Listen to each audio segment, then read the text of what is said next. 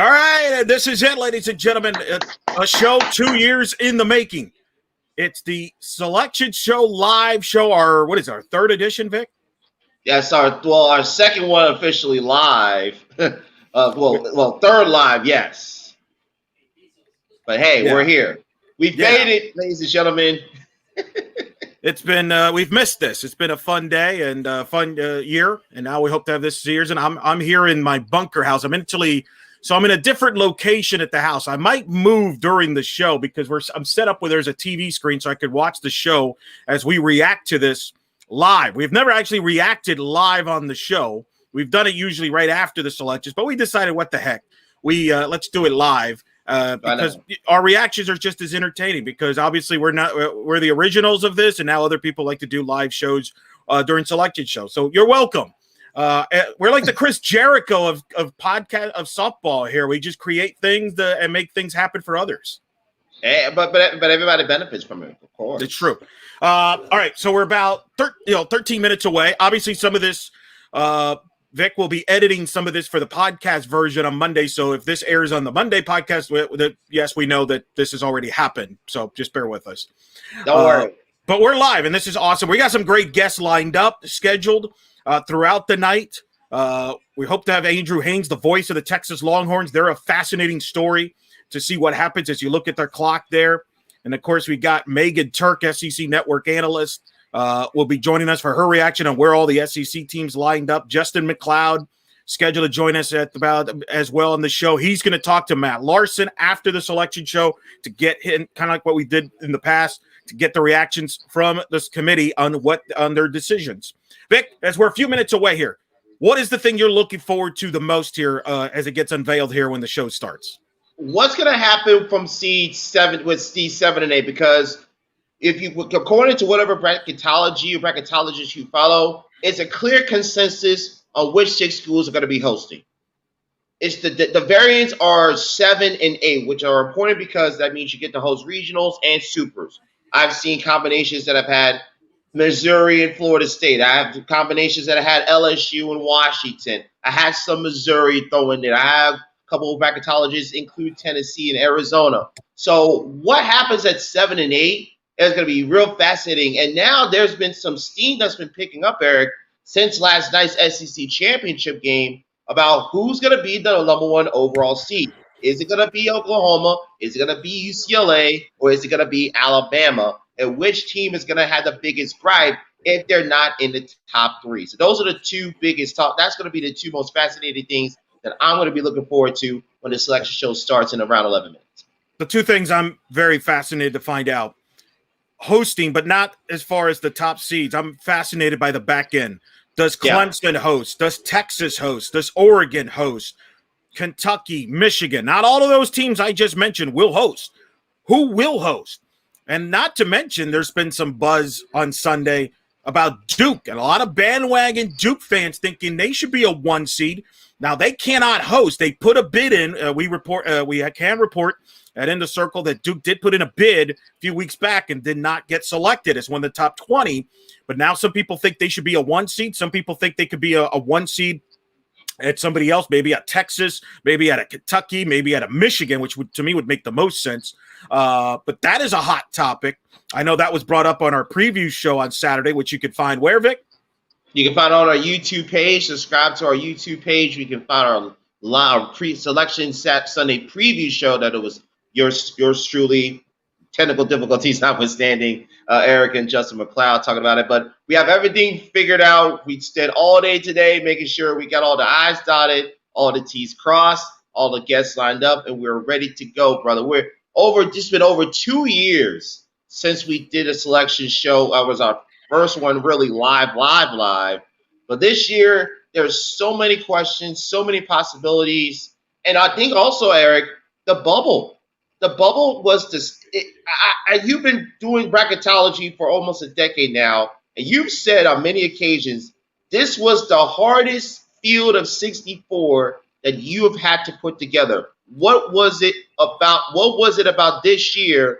What component? Let me specify. What component about picking a field of 64 was the most difficult for you? Seeding. Seeding by far. Seeding is hard. Like, I think you can make a case for 18 teams to host. You can make a case for some teams that are 1 seeds to be 2 seeds. You got some 2 seeds that could be 1 seeds, 2 seeds that 3 seeds that could be 4 seeds that could be 3 seeds, things like that. This is a very difficult field to seed, in part because the RPI is a little wacky this year for various reasons. You have conferences like the Big Ten playing not a conference only schedule. You have other conferences playing a limited schedule. You have tournaments like the Mary Nutter and Judy Garment that weren't played. So there's a lot of things to kind of figure out for this committee from a seeding standpoint, and let alone getting into the field. I think picking the teams is not as difficult as this past year's. It's a pretty soft bubble this year. But there are some interesting questions, like does Northern Iowa get in as a second team in the Missouri Valley, or do they get a 4th team from the Big Ten with Iowa, who just locked up the 4th spot in the Big Ten, taking 3 out of 4 from Illinois? Or do they go with a team like UAB, who was a runner-up in the Conference USA Championship game, or a team that, Vic, you and I know well, Kennesaw State, who has above only 26 and 25, but have some impressive wins and a very good geography in their favor. So I think there's some tricky ones at the back end. Obviously, the biggest storyline: how does the committee treat the Big Ten, who chose back in December not to play a non-conference? Does Michigan host? How many teams do they get in? Is the number does Minnesota get in as a second team? Does Northwestern get in as a third team? Does Iowa get in as a 4th team? Do they cut it off at 2? Do they cut it off at 3? I have it at 3, but who knows? I think that's how they treat the Big Ten will really dictate how this tournament, who gets in and who does not. And also, Eric, you got to consider the fact that with the Big Ten going to a conference-only schedule, that eliminates marquee midweek games for teams like the MAC, teams like the Missouri Valley. So a team like a Ball State, who had a very good year but ran into a buzzsaw Curran Kumar in Miami this year, who won the MAC, teams in the Missouri Valley like an Illinois State, like a Northern Iowa, you don't get those quality midweek games and possible wins that could boost the resumes, especially in a year like this where the bubble is very, very soft. So that will have a ripple effect not only on how many Big Ten teams get in, but if the conferences that I just mentioned are going to be just going to be 1-bid leagues. No doubt. No doubt about that. I think there are so many questions when it comes to that. I am very fascinated by the Big Ten deal, how they figured that out. And then the hosting. Does Texas host, or does Oregon host? Does Michigan host, or does Kentucky? Or, are we looking at somebody else? Clemson. Some people think Clemson may not host because of the weak non-conference schedule. Could they become a Minnesota victim like Minnesota was in 2017? I think those are the host spots, and then obviously the national seedings. Who's the 8 seed? Does an LSU, for example, get a top 8 seed with one of the strongest schedule strengths in the history since they follow schedule strength in softball? Or is it a team like Washington from the Pac-12 who does not have a strong non-conference schedule but finished second in the Pac-12? There's just so many questions. This is a hard one for the committee. This is a very difficult year for the committee and Matt Larson and company. I do not envy their position this year, Victor. I've told you this on the air. This is the least confident I've ever been. I've been doing this since 2013. This is the least confident I've ever felt about picking host sites and seeding because I think it's that difficult this year. It's difficult and it's so fluid because the normal data points that you have available when you're trying to choose a field of 64 are skewed for a various number of reasons. And that's why it's going to be so interesting to see when we start to see these selections, what's going to happen. And I think the biggest thing is that it's always going to start off with the national seeds. Who's going to be the number 1 national seed? That's going to be the question. Is it going to be in Oklahoma? Is it going to be UCLA? Is it going to be in Alabama? And a lot of people from the Alabama camp have been chirping, and I think and Matt Bowens kind of mentioned this a little bit yesterday during the broadcast of the SEC championship game. If Alabama won, which they did, and Montana Fouts was dominant, should Alabama be the number 1 seed? I don't think they should because they finished 3rd in the SEC behind Florida and Arkansas, who split the regular season title. Now, had Florida won, Florida could have made a strong case.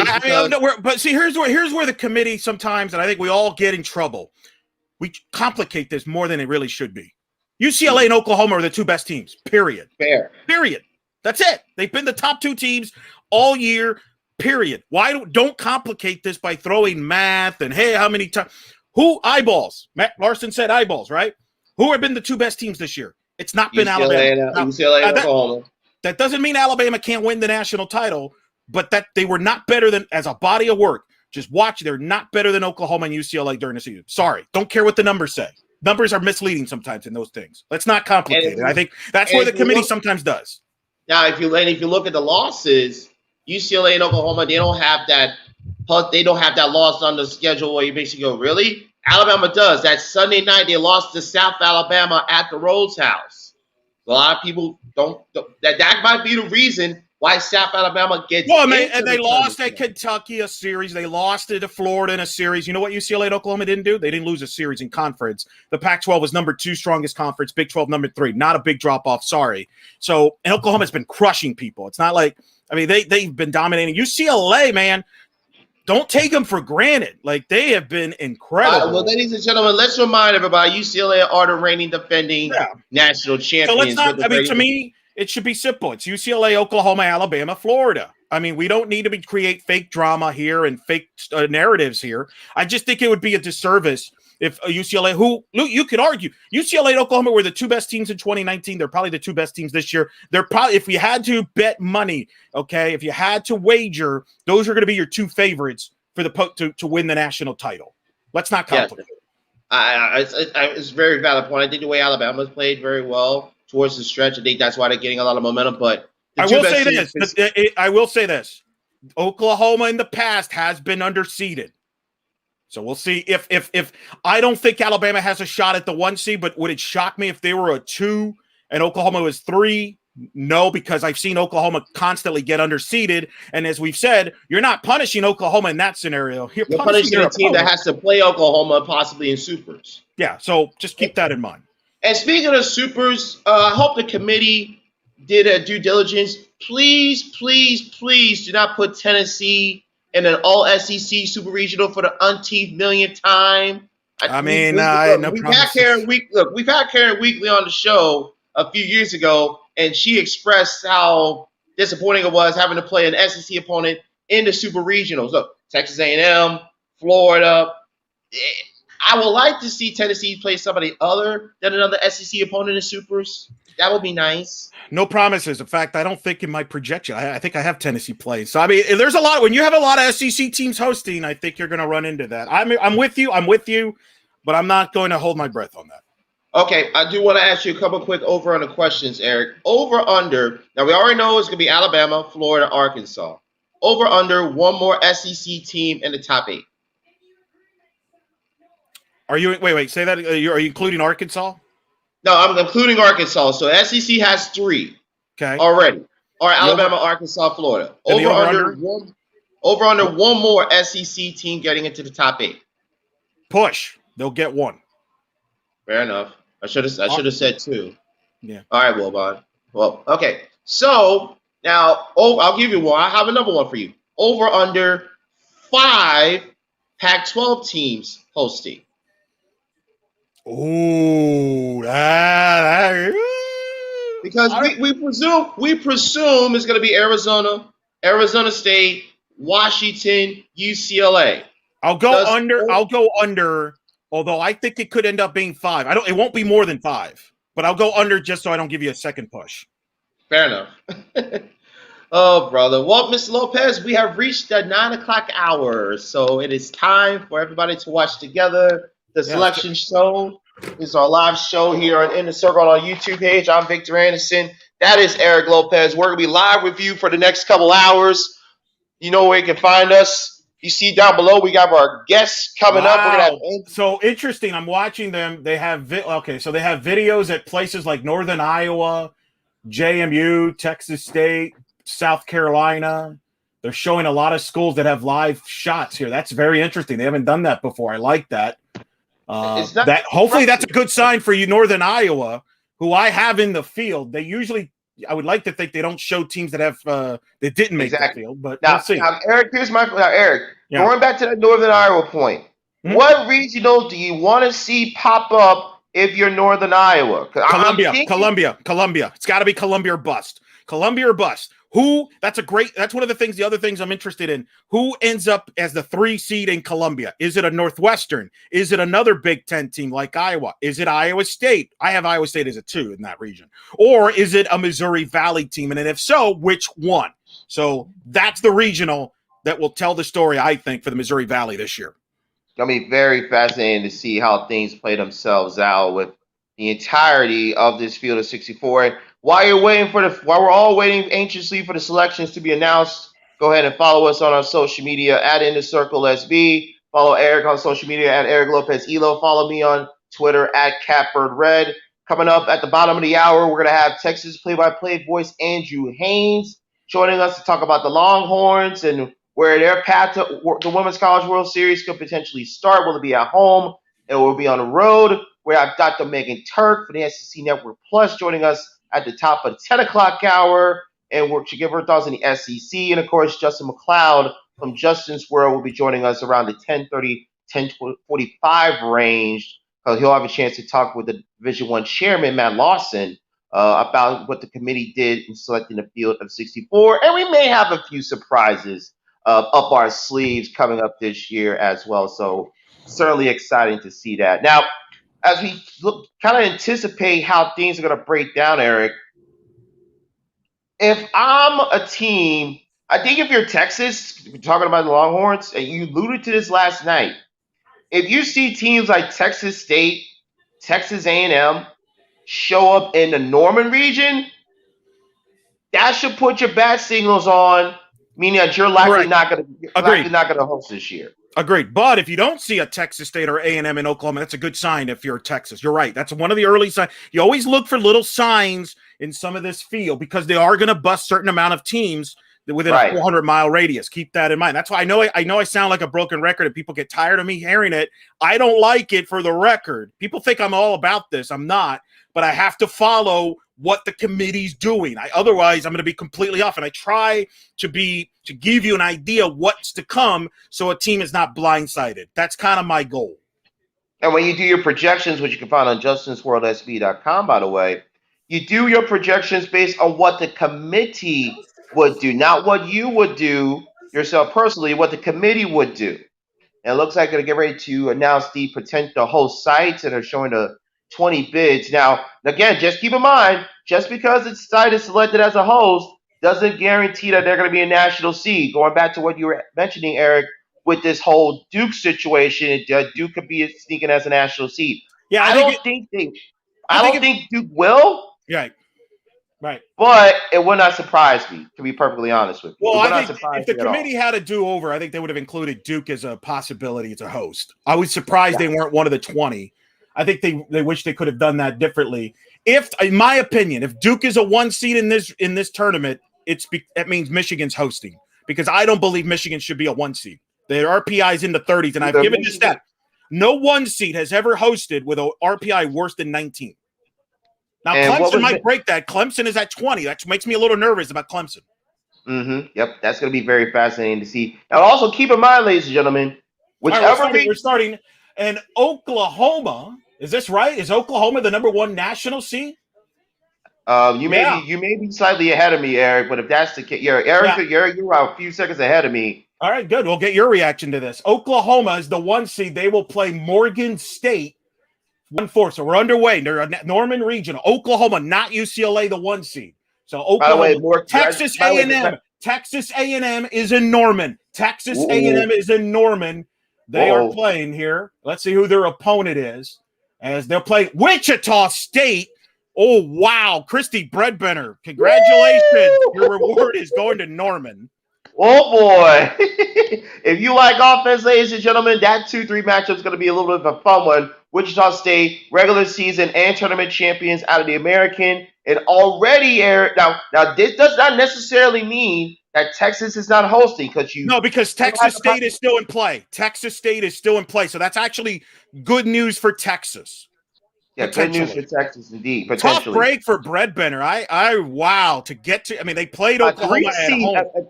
A 3 seed. No, they're a 2. I think it's hard to tell when they don't announce the seeds here when they announce the brackets. But I think Wichita's the 2, A&M is the 3. A&M is a 3 in my opinion. So I think that's how it looks. Both, by the way, both of those teams are bussable. So I wasn't. By the way, I had Morgan State against the number 1 national seed. I just picked the wrong 1 national seed. UCLA is the number 2 national seed. That has been announced. So, by the way, no problems with Oklahoma over UCLA. None. And I wonder if that loss to Arizona here at the end and Oklahoma winning the Big 12, maybe it was the difference. I don't know. I think that was. UCLA will play Long Beach State. Very not original. They always send the Big West champion to UCLA. I was creative. By the way, congratulations to Long Beach State. Had to sweep Cal State Fullerton in the final weekend to get themselves into the tournament. So congratulations to the Beach, and your award is the reigning defending national champs. Oh my goodness, we're wild here. Fresno, no surprise, is the 3 seed at UCLA. Minnesota is the 2 seed in Los Angeles. Good luck, Amber. Wow. That is wild. Amber Pfizer. I don't know what. Wow. The pitching in that regional with Pfizer, with Dolcini, the Mountain West pitcher of the year, that 1-2 combination they got in UCLA. If you like pitching, that Los Angeles regional is going to be the regional for you to look out for, ladies and gentlemen. That 2-3 match, Minnesota better be ready, because if not, Haley Dolcini can shut down a lineup. That's a great matchup, Pfizer, Dolcini. Great pickup by you on that. I don't know what that means about the Big Ten. I mean, they get Minnesota in, but send them to UCLA. I don't know if that's a good sign or a bad sign if you're the Big Ten. We'll see. That's wild. Wow. But wow. That's a pretty one. So that's the Los Angeles Regional. UCLA is the number 2 national seed. Alabama, the number 3 national seed. No problems there. Yes. No surprise there. They will be the 3 seed. We'll see who their opponent will be here. I think it'll likely be Alabama State. Wouldn't be surprised if we get the Hornets in that opening round game. I know Gray Robinson on the Alabama broadcast was talking about that yesterday. And it is Alabama State. I had Alabama State at Florida because they could bust at Gainesville, so I thought they might be creative, but that's fine. Alabama State is the opponent for Alabama. We'll see who's in Alabama's draw. That's the question. Troy gets in. They're the 3 in Tuscaloosa. I had them in Gainesville.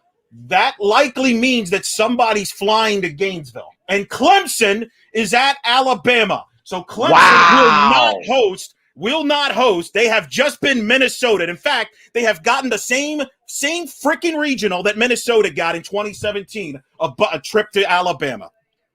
Unbelievable. That is a wow. I really think they did get Minnesota. They got Gopherd. They got Gopherd. And I know what they're going to say, and it's the non-conference schedule, the week non-conference schedule. I was worried about that, but come on, man! Like, God forbid we actually, try to do good stories in softball. Let's just punish them. Unbelievable. And again, in a year like this, I will say this: what that tells you is, if you didn't play a tough schedule, you're going to get punished in this field. That's my guess. We'll find out here as this unfolds. All right. Oh, absolutely. So Florida is a 4 seed. They are the 4 seed. I expect UCF or USF in this regional because they're going to have to fly somebody by having Troy. That's my guess. We'll find out if I'm correct on that. South Florida is a 4. What? Well, Eric, time out. But Eric, didn't I tell you last night that South Florida can sneak in? Yeah, they not like a 4. Wow. Unbelievable. South Alabama is a 3.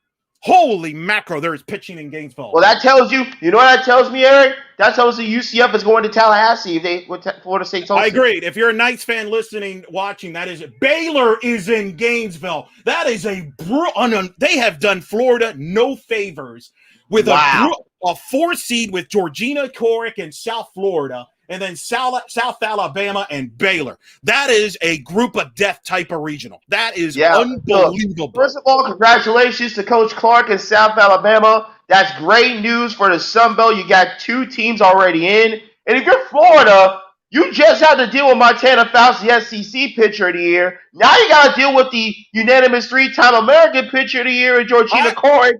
Who, remember, Eric, 2 years ago, held Florida scoreless for 6 innings.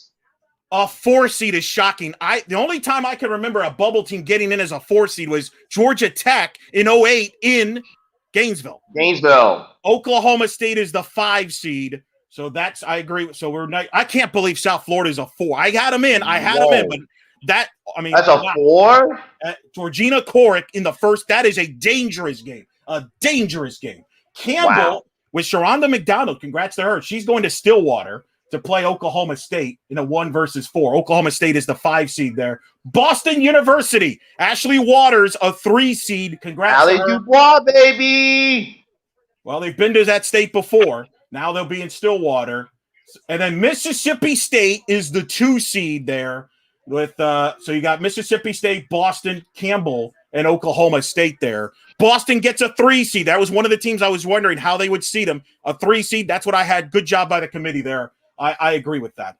Look, if you're Mississippi State with Mia Davis and a company, Allie Dubois is probably one of the best pitchers that not a lot of people have heard of. Multiple-time Patriot League Pitcher of the Year. Boston U, 3-time Patriot League champions. Oklahoma State, I know they better be careful for Campbell because if they deal with Boston U, they're going to throw out. They have a nice 1-2 combination at BU. Coach Waters brought it up when we had on the show earlier in the season. Boston University, of course, they came on the map a few years ago by stunning Oklahoma. You got to take them seriously in this regional. Arkansas is the 6 seed. By the way, we got a listener tuning in. A&M to Norman and Clemson getting knocked for soft non-conference. Not a good look for Texas' chances to host. We'll find out. We're going to find out shortly. We shall see. Arkansas is the number 6. So we hit the top 6. That's pretty good. They play Manhattan. That's fair. That's fine. 1-4. Congratulations to Jasper's first appearance since 1999 for Manhattan. I expect to see. Let's see if we see Southern Illinois here. South Dakota State. You called this one, Vic. South Dakota State in Arkansas. They're not a 4, but they're a 3. I think they're a 3. And then let's see if this is Stanford. Stanford all the way to Fayetteville. Stanford, South Dakota State. No Southern Illinois there. That is not good news for the Missouri Valley. That is not good news at all. That would likely mean that Southern Illinois will probably end up in Columbia, Missouri, and the Valley is probably a 1-bid league. Yes. More than likely. Not good news for Illinois State or if you're Northern Iowa with that draw with Arkansas. But look, Stanford, by the way, the 2. Stanford with that split of Washington, I think, earned them that 2 seed, by the way. Yes, definitely. How about Jessica Allison getting Stanford back to the tournament in consecutive years? I think she'll be, and that's a pretty good draw there. But South Dakota State, that's a pretty tough, tricky, nice little sneaky regional there with Arkansas. Now here's where the drama be. LSU gets it. LSU is the number 7 national seed. We told you on the selection show, a team that played that tough of a schedule usually ends up in the top 8. And that is exactly what has happened here for Beth Torina and the Tigers. They are the 7th seed, and they will open with McNeese. No surprise there. James Landreneau, congratulations. The theme here early, Victor, if you played a tough schedule, you're going to get rewarded. If you didn't, you're not. That is not a good sign for the Big Ten. George Washington gets a 3 seed. A little surprising. I thought they would be a 4. Play Louisiana. I'm noticing here a lot of RPI here. They're going RPI. The Cajuns are the 2, and they will play GWs the 3.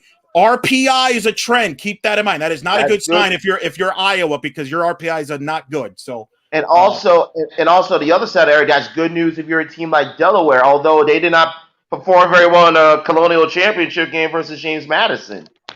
I'm still getting over the fact South Florida is a 4. My goodness. I don't even want to be. I'm glad I'm not nearby Tim Walton right now. I can't even imagine what went through his mind. I don't think he's shocked that South Florida is in this regional. I think he is stunned that that's the first game. Look, all I gotta say, our friend Derek Sharp, who does games for USS Softball on Bulls Unlimited Radio, hope he has a good idea how to get the games though, because he's gonna be Missouri. Missouri is the 8th seed, ladies and gentlemen. The Tigers. It's all SEC all the time. Missouri is the 8th. No Washington, no Florida State. So Missouri is the 8th and final national seed. I had them at 9, so I'm not that. I was off. You weren't that. Look, I think Missouri getting to the semifinals. I think them playing well in the SEC tournament, the way that they finished, I think that helped Larissa Anderson and company. Tremendous job by them. They will play Illinois of Chicago, who won the Horizon. They could bust to Missouri. That makes sense. Northern Iowa does get in. Northern Iowa as a 3. Whoa. And they will play Iowa State. I nailed that regional perfectly. Very interesting. That's what suggests. That's interesting. That makes me wonder if Southern Illinois could be in play for Ann Arbor. Could they be in play? Could that mean that Michigan could host? Otherwise, they're flying somewhere. We'll if you remember, going back to 2019, Southern Illinois snuck in. Where did they go to? A Big Ten regional, Northwestern to be specific. Iowa State gets in, by the way. Jamie Pinkerton, a salute. Heck of a job this year for the Cyclones. And that means we get to see 2 more games of the best player that a lot of y'all have never heard of, Sammy Williams, who broke the Big 12 all-time hits record this past weekend at the Big 12 tournament. Get ready to hear a lot of Sammy Williams this summer with Athletes Unlimited as well, one of the 12 college draftees. Right now they're halfway. Oh, don't do the volley. Oh no! They're gonna take a break on. They're interviewing Patty Gasso, which I enjoy listening to Patty Gasso, but let's just get the whole field out and then we can react. So while they do that, Vic, you know my reaction. I'm shocked that South Florida Georgina Gordon's a 4 in Gainesville. That is insane. What jumps out to you so far? I would have to say probably having Northern Iowa show up already that's great news for the Valley because you're guaranteed being a multiple bid league. South Dakota State I felt South Dakota State got properly seeded, the run that they made, winning the summer championship. And how about the Sun Belt? You see Troy, you see South Alabama already. You saw Louisiana. That means Texas State is still going to be in play because they have just as good a resume as any other team in the Sun Belt that did not win the league. So it's great news if you're the Sun Belt, good news if you're the Valley, and if you're a team like Texas, you may be a little, especially with 7 and 8 being LSU, Missouri, and I got a funny feeling if you're Tennessee, you may be seeing one of those teams in a super again if you get that far. It's unbelievable here. So they're going to take. They're doing an interview here. So we wait here. So now what? Clemson not hosting, Vic. That is significant. That tells me that either a Michigan. I think this is probably a good sign for Michigan that Southern Illinois is still out there as a team that could bust to Michigan. They could get a host spot. Good news for Texas, like you said. Texas State's still in play there. But, I mean, this is going to be an interesting back end to this when they announce 9 to 16 and who are the teams in play here to host with Clemson out. And I feel bad for John Rittman and company. They just deserve the better. And I mean, at some point, Victor, don't we have to reward on the field success? You would think so. Well, you would think so. It was an absolute joke that they got happen that way. By the way, follow us on our Twitter account. You see at Inner Circle SB, and a lot of people are agreeing with what you just said that Clemson got gophered. Cut Eggs 1 says absolutely this was an insult. At goldblue_girl, I still think JMU in 19 was worse, but this is up there along with the reference Minnesota one in 2017. Interesting. They showed Delaware on the screen. Boy, I'm going to tell you something. The way I've seen this, because clearly the reason why South Florida is a 4 is the RPI. Clearly. So to me, this could be good news for Delaware. Which I think is going to be really controversial if they're in. But from what I've seen so far, GW's a 3, Boston's a 3, South Florida's a 4. They are going off the RPI, which I am shocked that they're doing that considering how flawed the RPI has been shown this year to be. But it's clear that the RPI is not going anywhere, and this committee is going to make sure that the RPI stays. Here's my question, Eric. Does this mean that you're bad? Is this bad news if you're a Northwestern team? It could be, yes. It very well. Or they could. Here's the thing. They might get in as a 4. Anything is in play here. That's the thing. You're right. You're absolutely right. 4. So they might be in as a 4. Needless to say, some people on social media are not too happy. Victoria Hayward, member of Team Canada, says, I'm going to need an explanation from the NCAA about these seeds. Gwen Svekis, guest on our show. ESPN can buzz off. Are you kidding me? With one Pac-12 school out of the first 8 seeds. All right. Well, I knew this. We knew this was coming. We knew this was going to come. But this is what, guys, not that we don't brag. If you were following us the whole week at Justin's World and at In the Circle, if you would have listened to our podcast, if you would have listened to the selection show, The Pac-12, Washington was not going to be a top 8. They're not, and I'm telling you, they're going on schedule strength here. Washington's non-conference was weak. They had some bad losses, and they didn't finish strong. I'm not surprised that I thought they might get a top 8 because the Pac-12 always gets 2 in the top 8. There's clearly going to be an outcry for SEC biasness. Let the yelling begin. But I got to tell you something. I'm not surprised by this. I don't have a problem with the 8 teams, to be honest with you. And there's no real person that you can make a beef for about. I'll be intrigued to see when they come back who's 9, who's 10, who's 11. That's going to be the interesting. Oh, and I just thought about this, Eric. Some of the possible matchups you could have in the winners bracket: Alabama versus Clemson, Victoria Kegel versus Montana Fouls. Hello. That's going to be. And actually, Eric, I just thought about this. I think the committee may have listened to our simulation show last year because we had Clemson playing in Tuscaloosa. Yeah, no, they did. I feel bad for you, Vic, because you've been dead on Clemson here, and yet your prediction now really took a hit as far as them. Yeah, because I did say early in our season preview that I picked Clemson to go to Supers, and I'm going to the one region where the host team never loses in regionals, which is Alabama. Let me read what Michelle makes a great point, and this is where the committee gets themselves in trouble. RPI mattered except for the 1 seed. Alabama was the 1 seed was number 1 in RPI. And that's where the committee, picking, choosing. All right, we're underway. Tennessee is a 9. We're back to normal, everybody. Tennessee paired up with the SEC team in the Super. Yeah. We're back to normal, Vic. Death, taxes, and Tennessee playing an SEC team in a Super Regional. Things that are guarantees in life. Tennessee's the 9 seed. Eastern Kentucky will be their opponent. 1 versus 4. In that one. So Tennessee and Eastern Kentucky is the matchup on that one. They're paired up with Missouri, which they played a couple weeks ago too. I hate, and I'm not going to get into the whole, yeah. James Madison, as I predicted, is a 3 seed. I nailed that one. A lot of people are trying to push for the 2, but instead it looks like they're the 3, and they get Liberty. Wow. Liberty and JMU 2 versus 3. Hello. I don't know about that, Eric. I think you could have put Liberty as a 3 seed somewhere else, possibly in Tallahassee. The problem is those two teams can bust. Exactly, both teams are bustable. I know. But this is the thing.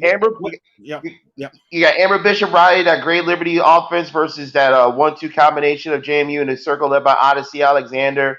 And look, we've seen in Knoxville, Tennessee has been pushed to that if necessary game. So Tennessee, the 10 seed is Florida State, and they have, which means Florida State's paired with LSU once again. This time, though, the Super would be in Baton Rouge, but the Noles are the 10 seed here. This should be they will play. Kennesaw State's in. Kennesaw State gets in as a 4, and they are a 4. Do they hate Florida teams? What's going on? Kennesaw gets in. And UCF is in. Watch South Carolina. It will be UCF is in. Congrats to head coach Cindy Bowmalone and the Knights. Auburn is in. UCF may have been squeezed to a 3 seed here. Auburn might be the 2. It doesn't matter. They're very interchangeable. Auburn, UCF, Kennesaw State, Florida State. That is a brutal regional right there. Wow. 2 teams from the A-Sun, by the way, Victor. And think about this. Think about this, Eric. You got 2 A-Sun teams in. Eastern Kentucky, who's going to join the Eastern Kentucky, who won the Ohio Valley, is going to join the A-Sun next year. So this is going to be a big boost for the A-Sun Conference in terms of their softball profile in 2022 and going forward. That's a tough regional, wide open. Kennesaw is dangerous. Arizona is the 11. Arizona, Mike Kendra and the Wildcats are the 11th national seed. So they will be paired up with Arkansas. They advance to Supers. By the way, they will play UMBC. By the way, with Kennesaw getting in, that my dream of a 64 for 64 is dead. I had Kennesaw as the 3rd team out. I had them as a 2nd or 3rd team out. I don't have it, but Villanova 3 seed. I actually nailed that. That's insane that I nailed that. That Villanova is a 3 at Arizona. Wow. Okay. Thank you, committee. You obviously read that part. I don't know what. And Ole Miss is the 2. I nailed that. I nailed that matchup at Arizona. That's the matchup I predicted. Ole Miss in Arizona. Ole Miss, Villanova. Terran Mowat against Ole Miss. Great job there by wow, I'm just caught winded here. Kennesaw in as a 4. 2 at-large teams as a 4, by the way. Holy macro. Unbelievable. I would argue right now, Vic, that the 2 Florida regionals are the toughest regionals right now that we've seen. You there, Vic? Oh, no. Did I lose Vic? Yeah, I lost Vic. Get back, Vic. All right. So Arizona, we'll continue here. Arizona is the 11 national seed. They're paired up with Arkansas, Villanova, and Ole Miss. Texas is hosting as a 12. So Texas will host. Obviously, going RPI, that favored Texas. So they are the 12 seed. They're paired up with Oklahoma State, by the way. All Big 12 Supers is in play there. Great. Oh, by the way, those 2 teams have no love lost for one another. See how they played in the Big 12 tournament this past weekend. So Texas is hosting. They will play St. Francis. Will be joined shortly by a happy, I'm sure, Andrew Haynes will say, I told you so. Texas State is in. That was the key. Vic. They kept them in there. So Texas State is in. Who is Texas State's opponent? It will be Oregon. Booyah. So we got it. It was Oregon. Texas State dropped to a 3 seed. Oregon, Texas, Mike White against Oregon. It's going to happen. It's not going to happen in Eugene, but it's going to happen at Austin. I'm cool with that. Wow. Here we go. I wonder what storylines we're going to be talking about. Look, Alex Loeb and Megan Willis are going to have a lot of fun with that regional. I have no problem with. I got it wrong. You know what I did. A mistake that I made. I overreacted to the Texas loss against Texas Tech. I thought that would hurt them hosting. Clearly, it did not. I can't wait to hear Andrew Haynes' reaction once we get him on here in about 10, 15 minutes. Oregon, Texas, though, that is huge. Duke is the 13 seed. Oh, which no. Means... Georgia is hosting. What?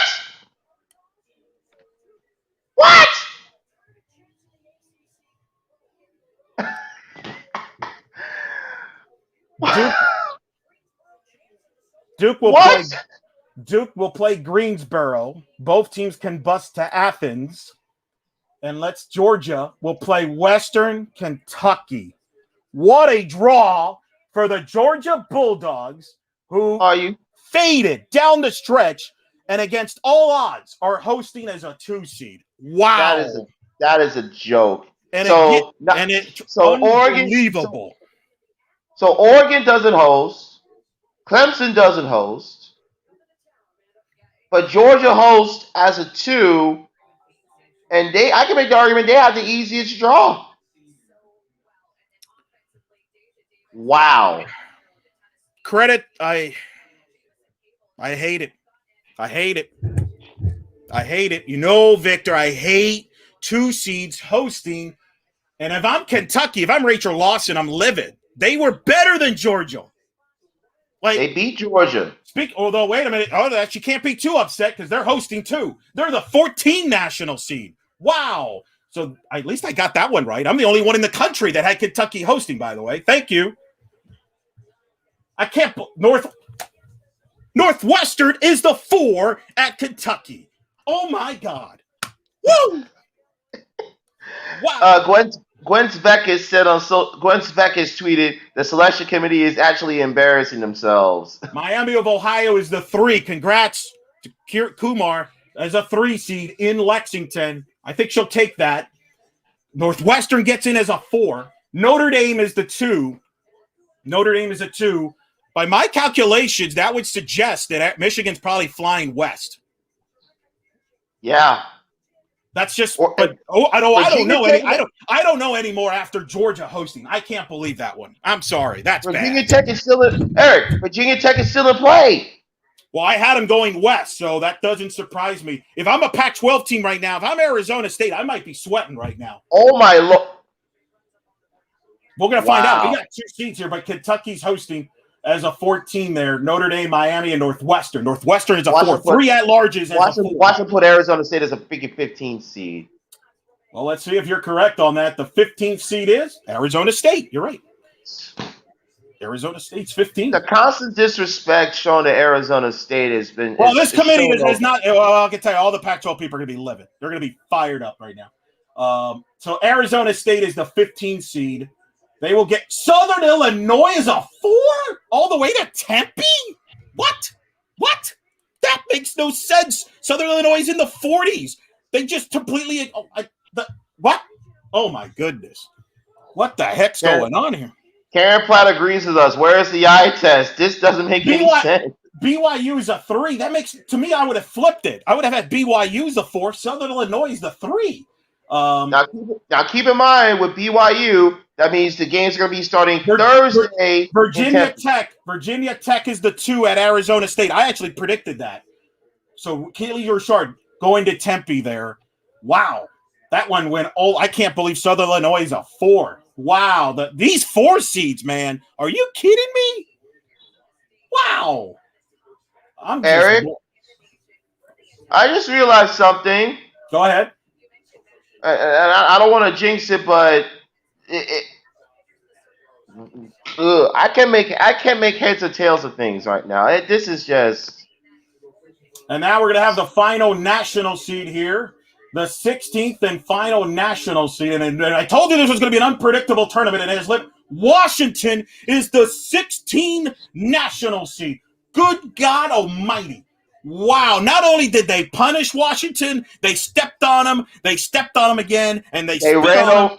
They ran over them. They ran over them on the bus. And their reward, where they're going to get Portland State. That's not the story. They're going to get Michigan. We're going to get Washington and Michigan in the regional. And South Carolina is out because Michigan and Seattle are going to be the last 2 teams.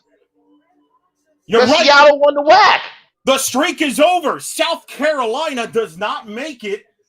Wow. And so 12 from the SEC get in. Michigan is the 2. Seattle's a 3? What? Oh, I see what they did. They bust Portland State and Seattle. That's terrible. There's your bust theory there. My God, Washington is 16. I do not want to be near Heather Tarr this week, just so you know, because she will be livid. Our condolences to John Brown, play-by-play man for Washington, having an interview Coach Tarr this week because Coach Elisa Goller tweeted, the NCAA committee woke up today and chose violence. Whoo! Great point by Michelle. Great point, Michelle. UCLA, Arizona State. Too many all-conference super. Many super. Well, we're back to normal. Well, Victor, we had been saying for a while that this would be one of the most unpredictable selections in the history of Division I. And it did not disappoint, that's for sure. Holy smokes. That is the field of 64. You mentioned it. No South Carolina. If I'm Beverly Smith, I'm kind of confused because you had better RPIs than like Kennesaw State. You're better RPI than South Florida and Northwestern, right? And yet, interesting. They got in and you didn't. But clearly they punished Clemson, them. I don't know. It's weird. And Kennesaw gets in one game over 500, but South Carolina does not at 500. I'm trying to think about the resumes that they have because Kennesaw had the win against UCF. South Carolina had the 2 wins against Auburn. They had the series win versus Mississippi State. No, they lost the series against Mississippi State. Excuse me. They had the wins against. I have nothing, brother. I have nothing. Wild. This has been an amazing show. It did not disappoint. This was one of the most unpredictable. We had like 3 at-larges get in as a 4. Matt Larson right now speaking to Highly Row. I respect the fact that Matt Larson's out talking. We'll have Justin. He's going to talk. He's going to talk to Justin later on. I'm going to try to listen in here a little bit. And well, Eric, while you do that, sir, that is very happy with the proceedings this evening. Of course, we're talking about the voice of the Texas Longhorns, Mr. Andrew Haynes. Andrew, good evening to you. You're going to have another weekend in Austin, Texas, sir. How about that? Hey, Eric, I told you so. Hey, man.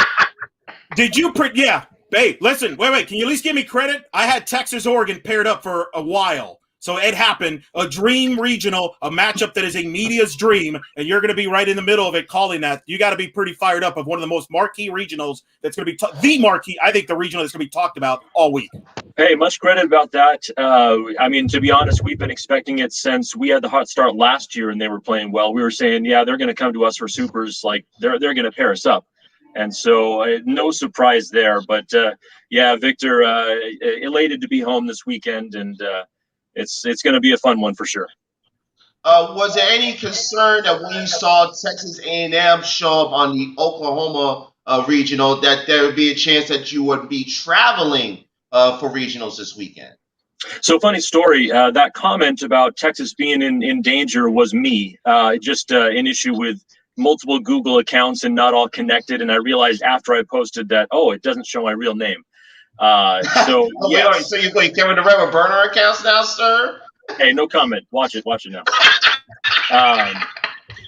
Yeah, I mean, definitely when A&M went there, we were expecting an all-Texas regional. We were going to have Texas State. We were going to have A&M. We were going to have, some other random program from around the area that won a conference title.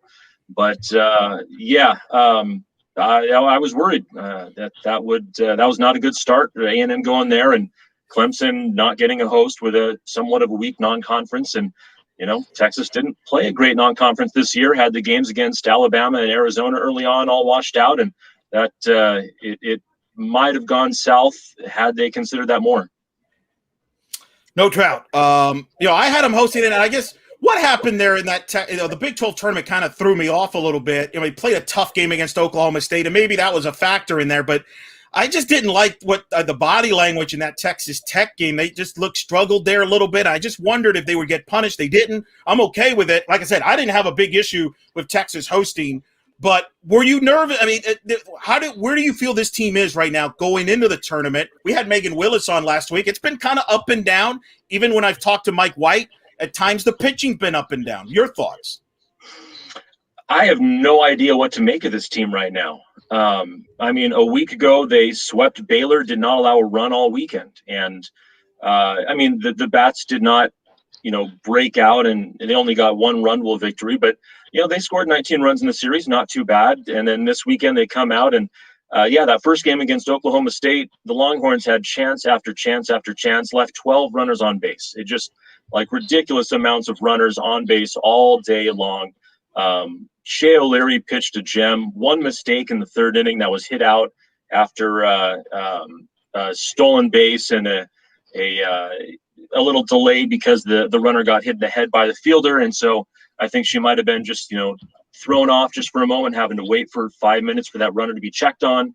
And one mistake gets hit out, ties the game. Texas scored runs early, could not get any runners in after that. In the seventh inning, there was a big play with the bases loaded, 2 out, and our freshman who hammers the ball, just hits lasers everywhere, and a lot of them foul, hit probably the weakest ball she's hit all year, a tapper down to third, and Sydney Pennington came in and threw her out by a half step. So had Pennington been playing a step deeper, then Longhorns probably win. But yeah, I mean, they go 9, a weird play, an error ends the game. And, they beat Iowa State, didn't have too much issues. And then, yeah, yesterday against Texas Tech, it was a weird game. Yeah, they held Shannon Rhodes out because she was hit by a pitch the day before and just wanted to make sure her arm was okay. They started Molly Jacobson, and she pitched well, but they brought in a reliever who pitched to 3 batters and didn't get anyone out. Jacobson came back in, gave up after a 7-pitch at bat, a line drive double.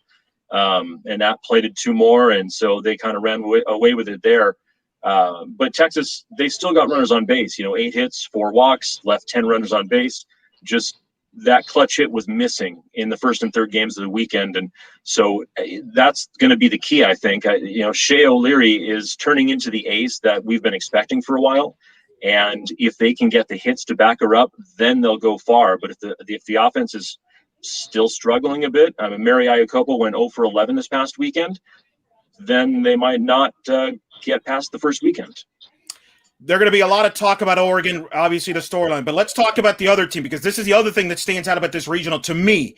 The 3 seed, Texas State, which I think was a 2 seed, now is a 3. You've seen them up close. Randy Rupp, company years ago, they were really good. You got 2 great pitchers on this team here with Megan King, and of course their freshman phenom Jessica Mullins. They've given Texas fits. Ricky Waters got a really good team. This is a lethal regional. They did not do look, Texas is hosting, so they should be happy to be hosting, but they didn't do them any favors. Let's not kid here. And I'll say that I'm surprised that we got a 12. I was expecting more of the 13 to 16 range, but yeah.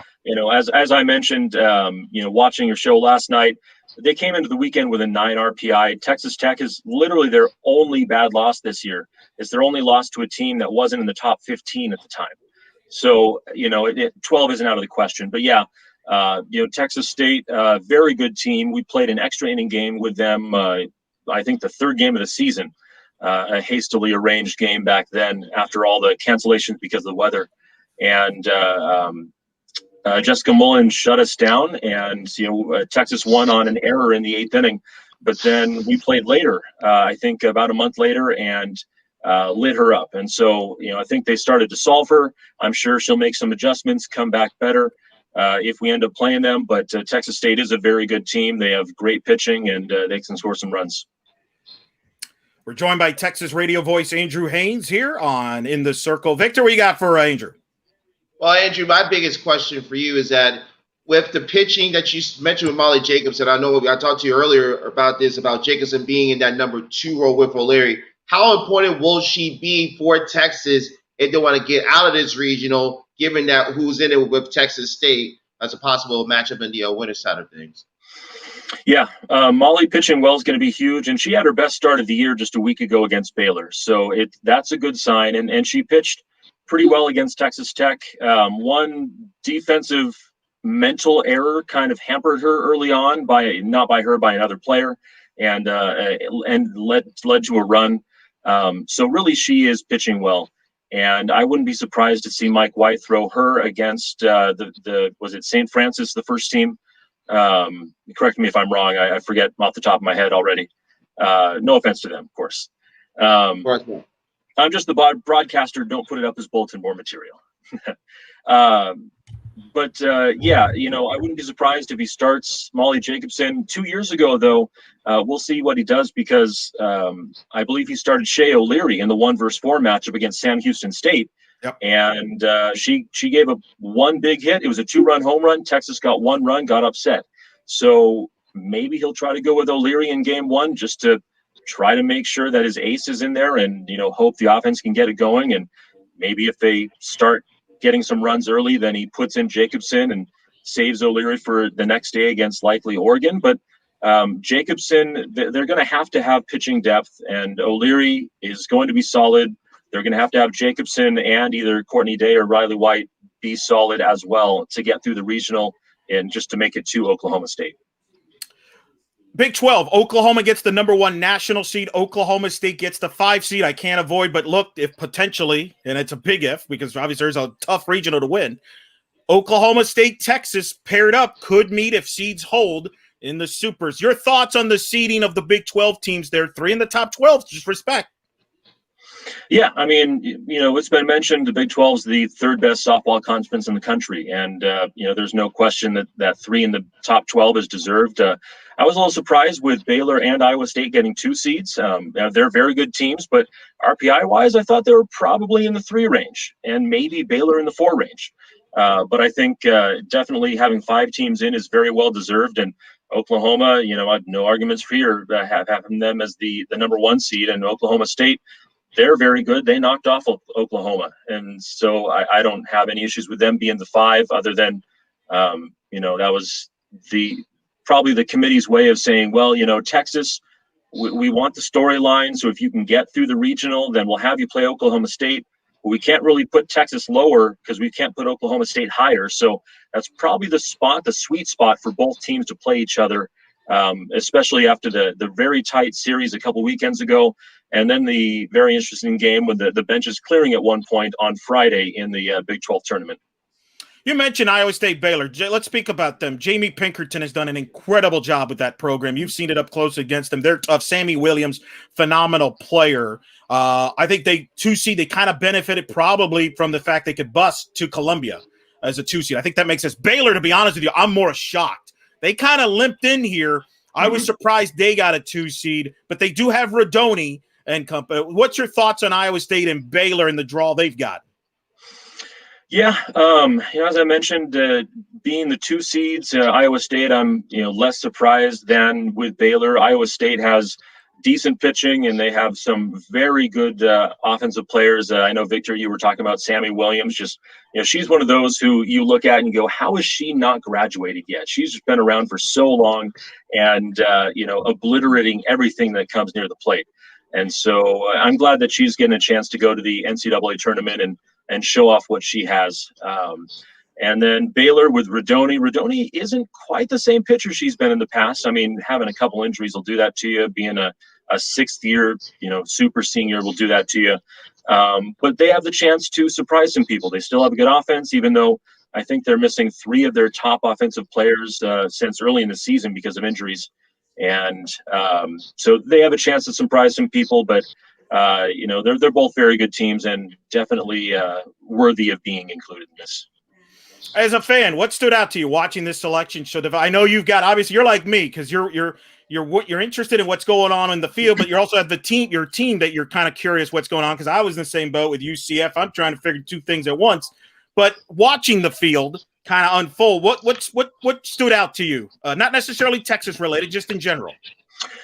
In general, I feel like the NCAA is going to be flying teams a little further than I expected.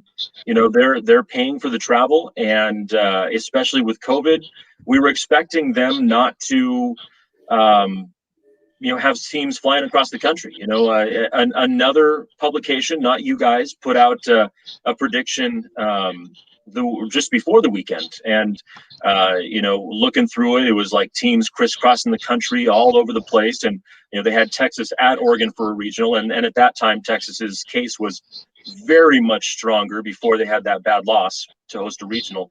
And so we just kind of laughed and like, come on, the NCAA is not going to fly all these teams. They're not going to fly Liberty to Arizona. They're not going to fly this team there all the way across the country, and they ended up doing it a little more than we expected.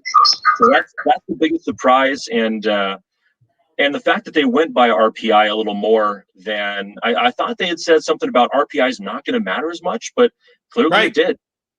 Well, especially you have at-large teams as a 4. South Florida's a 4. Kennesaw gets in as a 4. Northwestern's a 4. They did go by, but then they didn't go to RPI in some other cases. It's just very, very all over the place. South Carolina didn't get in. My alma mater, Fresno State, their RPI was 4 range. They won the Mountain West title, and so they, were automatically in, but they looked like they were going to be a 4. They got a 3. I mean, of course, they're at UCLA. That happens every year, but certainly, they did go away from the RPI in that case to get them into just a busing region. It's pretty wild there. What kind of a couple last thoughts for you? This is going to be a crazy week in Austin. The hoopla is going to be wild. It just is. I can't even imagine. I'm envious of you right now. I'm going to be honest. I don't know if you realize you've got a seat in the house to watch this play out. Texas, Mike White against Oregon. I'm just curious, since he's been there, how much Oregon talk has there been around there? Obviously, Chelsea Spencer is no longer there. She's at Cal as the head coach. So it's, step, but still, I mean, he's going to get bombarded with a lot of Oregon questions. I'm really fascinated to see how he handles that. What do you think this week will be like? I already, right after it was announced, I texted our SID, Brian Davis, who you guys know very well. And he's got a busy week ahead. I said, hey, I do not envy you for all the media requests you're going to get because of this. And he's like, yeah, I'm not in favor of this. But I haven't really broached the subject with Mike in pregame interviews we've done or random chatting. Some of the media people around here have occasionally mentioned, these players came from Oregon. And now that we're 3 years past that, it's kind of all just fallen by the wayside. Like, oh yeah, Mike White used to be at Oregon. That's just the case. And so I hope that the focus on that fact that he came from there, and Rhodes, Burke, and Iakopo came with him and are still on the team. I hope that doesn't take away from their weeks and take the focus off of what they're trying to do, and take their focus away, because the way that some things have been going, I think that they are definitely going to need to focus and make sure that they play their game, and this could be a bit of a trap. Yeah, it's going to be very fascinating to see how that kind of starts. Andrew, thank you so much for joining us. Where can our fans follow you in all your great work for Texas, and what can you expect this weekend from the Longhorns? Yeah, this weekend I expect them to, at the very least, reach the regional final. It's all gonna play on. It's all gonna hinge on how they get clutch hitting. And I know Oregon has a great pitching staff. Texas State has a great pitching staff. And so the clutch hitting is going to be the main thing that will either get them through or get them knocked out. If they once again leave double-digit runners on base, they probably won't make it unless Shea O'Leary pitches a perfect game. So we'll see how they do. But certainly they have some players who are used to turning it on once the postseason starts. And so I think that shouldn't be too much of an issue. But you can follow me on Twitter at a baseball junkie. Maybe I should create an at a softball junkie as well, just to have the hand in hand there. But and if you want to listen to the games, go to the texassports.com website. There's a little fans link at the top, and under the drop down it says audio, and or you can go to the softball schedule page, and they'll have a link that says listen. Pull it up, and at the time the game's going, or 15 minutes before, is when our pregame starts, and you can tune in and hear the chances of Texas and the views that I have, which sometimes are not great. And if you go to our previous podcast, we have Andrew. Last year, he shared some very interesting stories about those views that he had, and so you definitely want to listen to that. Andrew, thank you so much for your time, and get ready for your preparations for a very interesting week in the 40 acres, to say the least, my friend. Indeed. Thanks, Victor, and thanks to Eric, wherever he's gone off to. Well, thanks so much, Andrew. Well, Eric went off to eventually. We'll let Andrew sign off here before we kind of break everything down. Eric had to go take care of some obligations with UCF softball, as, of course, UCF will be traveling to Tallahassee for the FSU regional that will be taking place this weekend. Of course, send in your comments, send in your questions on our chat, shoot us messages on our Twitter account at InTheCircleSB. And needless to say, a lot of people have been very vocal about what the committee has done or have not done. Let's take a look at some of your responses. We got Troy here, says, it's ridiculous that South Carolina was left out of the tournament for Northwestern, who won one quality game all season. Give me a break. And Troy, you're right on that. Northwestern went 1-7 versus Michigan and Minnesota. They split versus Illinois last week, and then they sneak in as a 4 seed, which is very surprising. Meanwhile, South Carolina, we highlighted this on our Thursday show before we went live on last night. They had the 2 neutral site wins versus Auburn. They had the win at Florida, which ended up winning the regular SEC, shared the regular season SEC title with Arkansas. And then they had a nice series to end the season, and they beat Auburn in the SEC tournament to get over 500. So I found that very surprising that they would put Northwestern in, and they would put Northern Iowa in, and leave South Carolina out. I think that was one that kind of threw me for a loop, to be perfectly honest with you. And hey, we actually got one of our guests coming up right now. So, ladies and gentlemen, the doctor is in, and we're talking about our good friend from SC Network Plus and the warehouse, Dr. Megan Took. Good evening, doctor. It's a very interesting evening that we've had so far. I don't think I've been as wowed in an NCAA selection show as the past, 55 minutes. My jaw dropped a couple of times, so I'm sure we'll talk all about that. But I did hear you kind of talking about South Carolina being left out. That was the biggest thing for me. I'm pretty surprised that South Carolina did not get in, just the way that they played in the SEC tournament and some of the marquee wins that they've had over the season. But hey, how's it going? You guys okay? Well, Eric, obviously I'm doing fine. Eric had to step out because he was so jaw dropped at what he saw. With everything that we've kind of seen and now I have a chance to kind of digest them a little bit, what was the biggest wow for you when you saw the bracket being unveiled? I think overall the big story for me was how many SEC teams are hosting and how many Pac-12 teams are not hosting. I understand the travel, and I know that that's probably got a lot to do with it. The selection committee not wanting to fly teams out into California and the West Coast right now, completely get it. But wow. Look, we're not. Look, the SEC is well deserving of getting those bids, but when Georgia showed up as a 2 and hosting with Duke as a national seed, you're like, wow. Yeah, I mean, I think the Georgia hosting, I get it.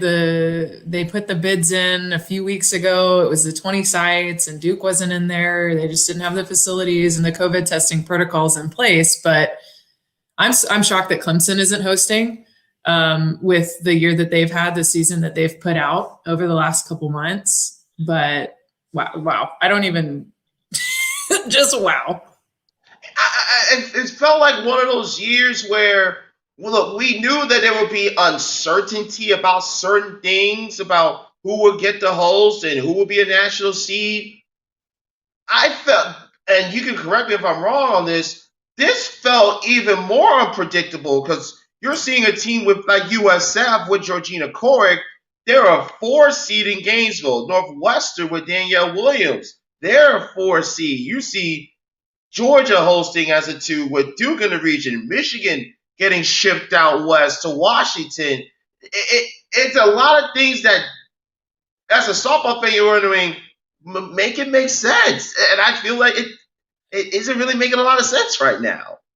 Especially as many of the brackets that have been put out. I know Eric puts them out. D1 Softball puts them out. Our friends Out of the Box puts them out too. Yep. And I've never, compared to what was put out from you guys and how accurate y'all can be, this has just completely shattered every bracket that I've seen. Yes. Every bracket, every single one of them. I'm still pretty shocked at a couple of things. The Georgia hosting was pretty shocked, especially as they've played down the stretch. They just haven't had their best stuff. The pitching just hasn't been on point after that Oklahoma win. I think Georgia just, they haven't been there offensively. They haven't been there defensively. It just doesn't look like the same Georgia team that we saw in February, March, and through early April. And you reward Georgia with a Duke. Look, you reward Georgia with a Duke team that they win the ACC.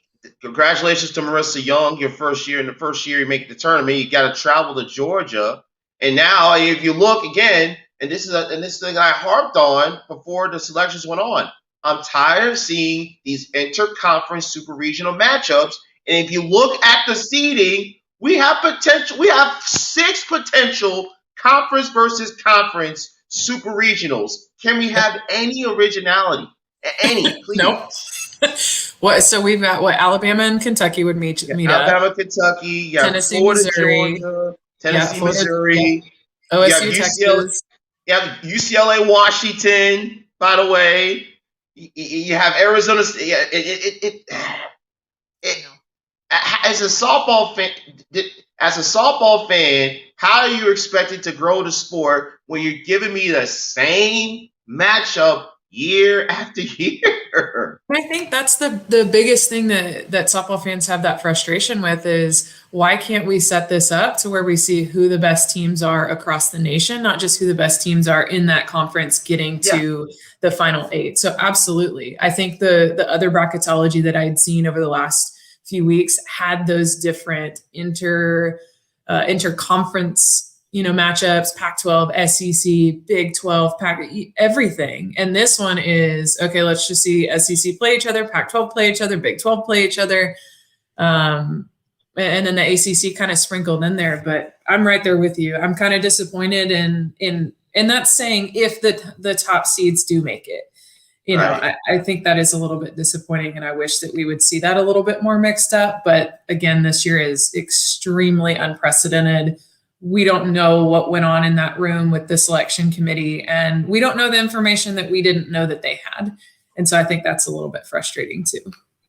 And looking at the teams that are hosting in the SEC, I can make a strong argument that Tennessee has the toughest regional, because you had a Liberty team that won the ASUN regular season and tournament title with the Player of the Year, Amber Bishop Riley, who is the only player in NCAA history with double-digit home runs in 5 seasons. You got James Madison, who's only lost once all year. They got a tremendous 1-2 pitching combination in the circle led by Odyssey Alexander, who won a Colonial Pitcher of the Year award, and an Eastern Kentucky team who can hit with the best of them. And we know that Tennessee has been pushed in Knoxville recently with if necessary games. So would it surprise you to see Tennessee playing an if necessary game on a Sunday afternoon to trying to advance to the Supers? Maybe they take on Missouri. It wouldn't, and you're absolutely right. All 3 of those teams are really good, really scrappy teams. So is Tennessee. Tennessee has not had the best SEC showing. But I think the argument has been the last couple years of how many arms do you need in the circle? And Rogers is hurt. She was hurt at the SEC tournament, and you could see that, she's grimaced on her face, and she that's the definition of grit. But if I've ever been able to explain that, is just watching her play, watching her perform, carry that team for a couple wins in the SEC tournament. Unfortunately, of course, they went up against Florida, who, for whatever reason, can hit walk-offs and late game everything for, the last 4 games out of 5. So they find a way.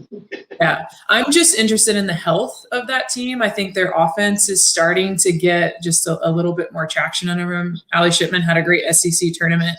But I think they need a lot more offense to help kind of ease the injury in the circle. And I'm interested to see if she's getting enough rest as Rogers.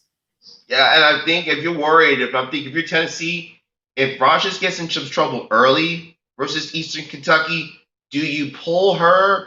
Hope your offense can get you a win and maybe rest Rogers for a winner's bracket game versus the Liberty and JMU. By the way, Liberty and James Madison in the same regional, that's probably one of the best 2-3 matchups you're going to see in this opening round, because you have 2 teams that you could legitimately make a case to win this region.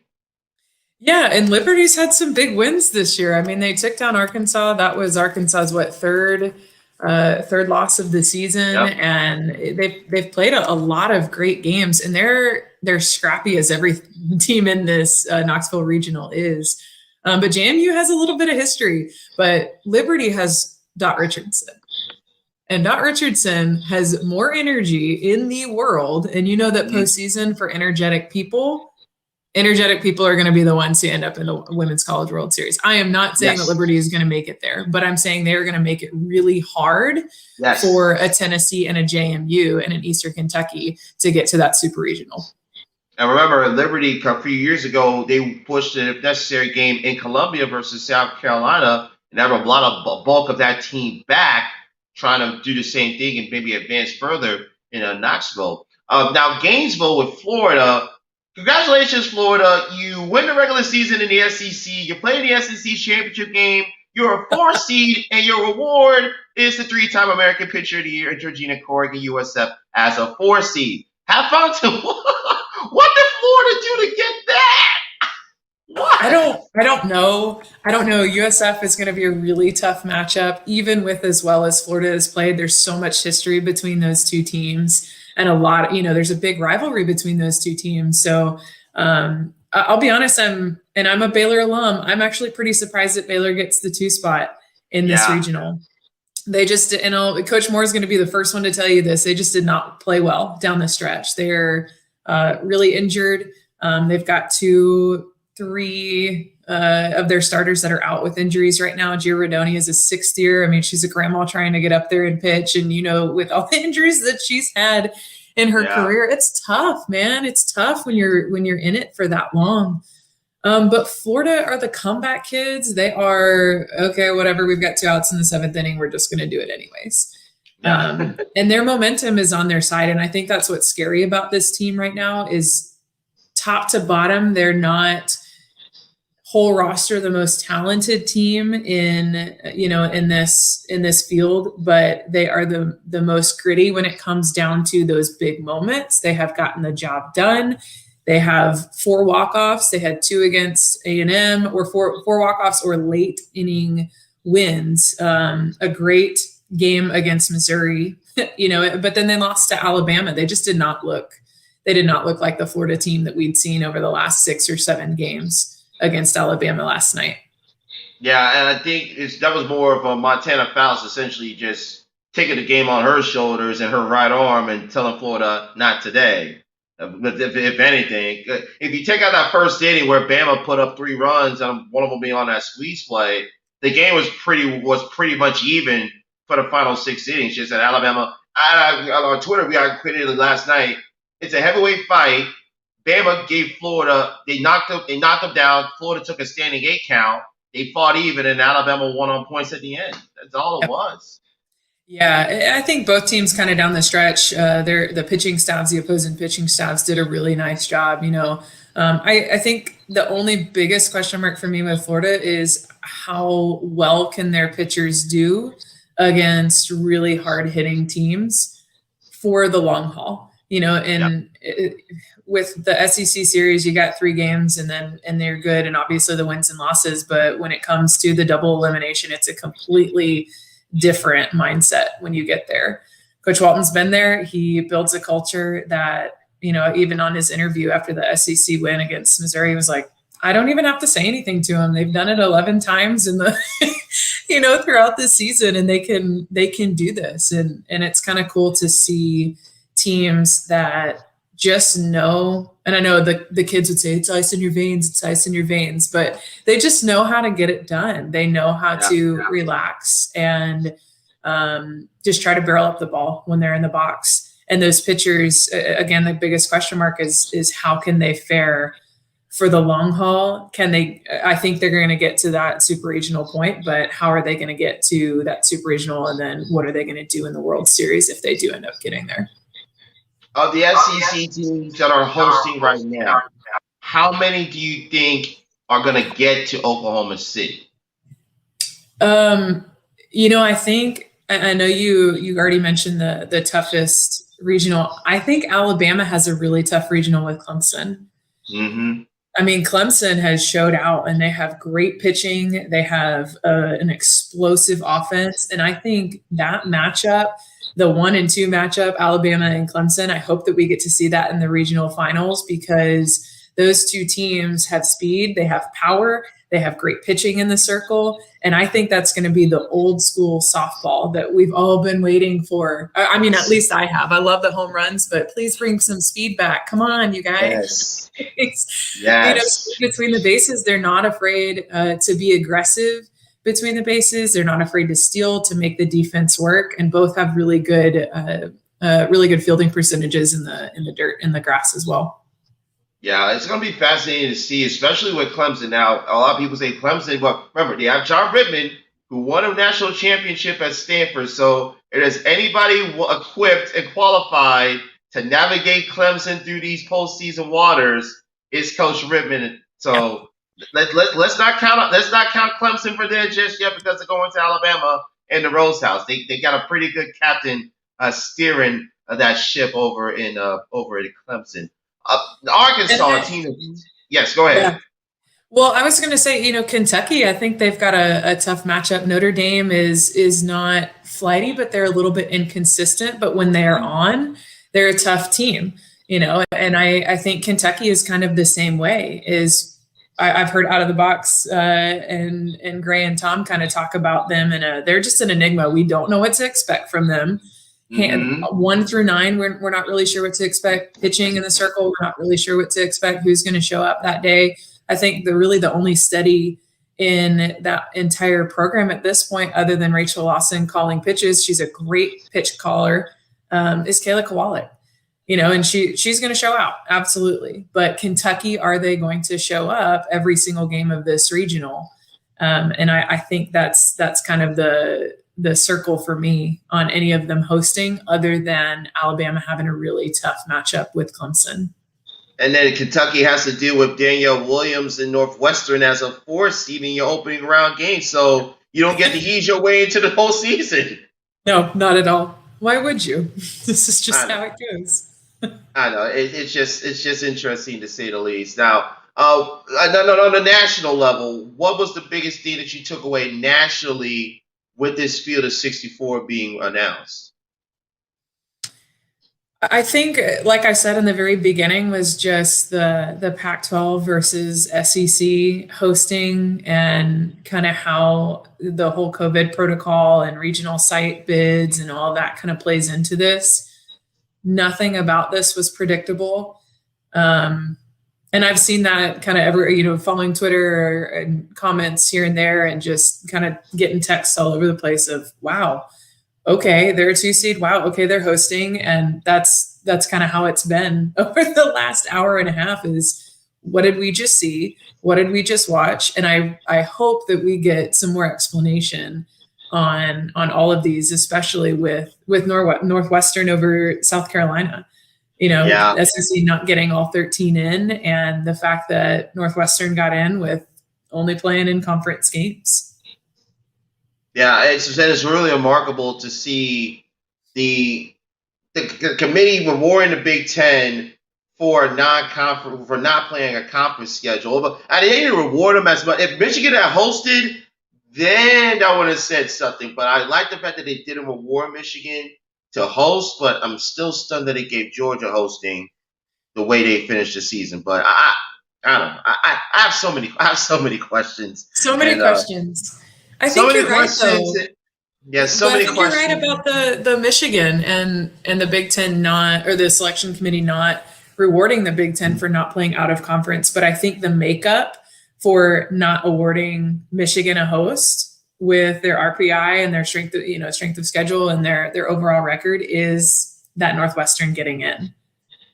It's stunning. I mean, I just feel, and if you're Washington, and I saw this like briefly before me and Eric came back on here, Washington left the room when they saw they were a 16 seed. I think Washington really felt that they were in a contention for 8 to 12. I felt the same way too. So the committee essentially told the Pac-12, your conference this year that's essentially what they told them, because you got Arizona at 11, you got Arizona State at 15, you got Washington at 16, Oregon traveling to Texas, and Stanford having to travel as well. The committee did the Pac-12 no favors this year. Yeah, and I think the first one was the OU getting the number one slot over UCLA, and I think it just started from there. I don't know about the live feed with them walking out. Obviously, there's a lag and everything, and I'm not going to jump to conclusions and say that they walked out and they were super upset about it, because I'm politically correct. But I would be upset if I was a Pac-12. I would absolutely be upset. Let's just say I found it very interesting that they showed the feed of Washington and they were walking out. I'm not one to cast aspersions, but if you're thinking you're going to be higher and then you're a little bit lower, then it is what it is. Yeah, I'm just gutted for Washington, because not only do you have to deal with two great pitchers in Storako and Bobain just to get out of regional, but if you do get out of regional, you have to deal with the number one team in the nation in Oklahoma. Yeah, I think Michigan was, any other year, I think Michigan would have hosted. And so for them being a 2 seed in that Washington regional is really tough. And the 16 spot is always really tough anyways. But I think you're right. I think Pac-12 got snubbed on a couple seedings, and I think that's just, I don't even know. This is all over the place. Hey, Eric, you don't know either. I know. That's a great description to decide to describe the field and the selections tonight. So I don't know. It's a good word. It's a good word. That's a good word. All over the place. I'm shocked with with some of the SEC hosts. I'm shocked with some of the Pac-12 seedings. I'm as baffled as you guys are, and I wish I had an explanation for it. Well, we hope to have Justin McLeod after a little bit later in the show, and he may have some answers. Maybe he won't. We have a special guest after you coming up, hopefully. Mystery, surprising guest. But in the meantime, I know you've been talking to Vic about Arkansas and the regional there. What was, and I'm sure you guys touched on it, you mentioned the seeding there, but your thoughts on the SEC seedings? Any surprises from a seeding standpoint? LSU gets a 7, Arkansas 6, Missouri 8. I think the SEC had a pretty favorable night, obviously, from a seeding standpoint, and clearly Georgia hosting, that was a shocker. But what's your thoughts on the seeding standpoint from the SEC perspective? Yeah, seeding, I'm not really that surprised by. I think Tennessee being at 9, I think they just had a great SEC tournament, and that's kind of what jumped them up into that 9 spot. I know there was a conversation of them being more in the teens, prior to the SEC tournament and a week before that too. But they had a great couple games in the SEC tournament, which really helped boost their resume a little bit more. Kentucky, I think Kentucky was kind of in that bubble 16 of how well they're going to do and what can we expect from them. So I think that's a great seeding for them in that 14 spot. Arkansas, not surprised at all. LSU, not really surprised with their strength of schedule. I think the committee really rewarded them for their schedule in that 7 spot. But yeah, Eric, before you jumped on, it was I'm surprised that Georgia is hosting. I'm surprised that Georgia's hosting at the 2 spot, the 2 seed. But yeah, I don't know. I'm still head scratching on that one. And the Arkansas regional surprised me because I really thought, Megan, we talked off, going into this, I really thought for sure Wichita State was going there as a 2. I thought that made a lot of sense. They hadn't played this year. They were there in 2018. They could bust there. I thought Southern Illinois would be there as well as a 3. I really did. They're a good team coach play. I thought none of that happened. Yeah.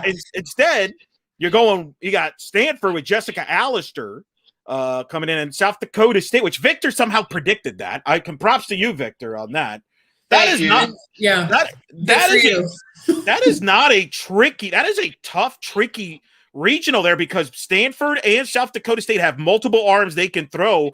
This is a pitcher's really delight here. A lot of talented arms in this regional. Yeah, there are. And for Arkansas, I think the biggest question mark is the depth of the pitching circle. I mean, you have co-SEC Pitcher of the Year with Mary Half, but Autumn Storms, we haven't seen her in a little bit. We didn't see her at all in that game against Tennessee. Of course, they were 1 and out in the SEC tournament, and they had the bye week the last week. So they hadn't played in about 7 or 8 days prior to that SEC tournament. But is Autumn Storms healthy? I don't know. We haven't really heard much. Courtney Deifel is kind of notorious about keeping that information in-house, which I don't blame her at all. But she, from the beginning of the season, has said she's day-to-day, and we're going to be as conservative with her as possible. And it was initially a back injury, and then something else came up in the Georgia series, and it was kind of this is another day-to-day, but we're not going to tell you what it is. So I think pitching circle, are they capable of going the long haul in that regional? I think if they stay in the winner's bracket, they're going to be okay. But I think the more games that they play, if they do end up getting to that super regionals, which I do think will happen, how are they going to fare, against an Arizona team if they end up making it out of their regional in Tucson too? But we haven't really heard much about Braxton Burnside either. She didn't play in that Tennessee game in SEC tournament. And that injury was not revealed either. It was another day-to-day. So that is a big bat coming out of the lineup for the Razorbacks. You mentioned Arizona, and we don't want to get too far ahead because you got to win a regional. Coach Deifel would be able to say that. But we're media. We could look ahead. That's the beauty of this, Megan. You're no longer, as a player, you can't look ahead, but as a media, we can look ahead all the time. So I just want to, I really bring that up because I want to ask you this. Potentially, if Arkansas wins their regional and Arizona wins the regional, Arizona would be coming to Fayetteville.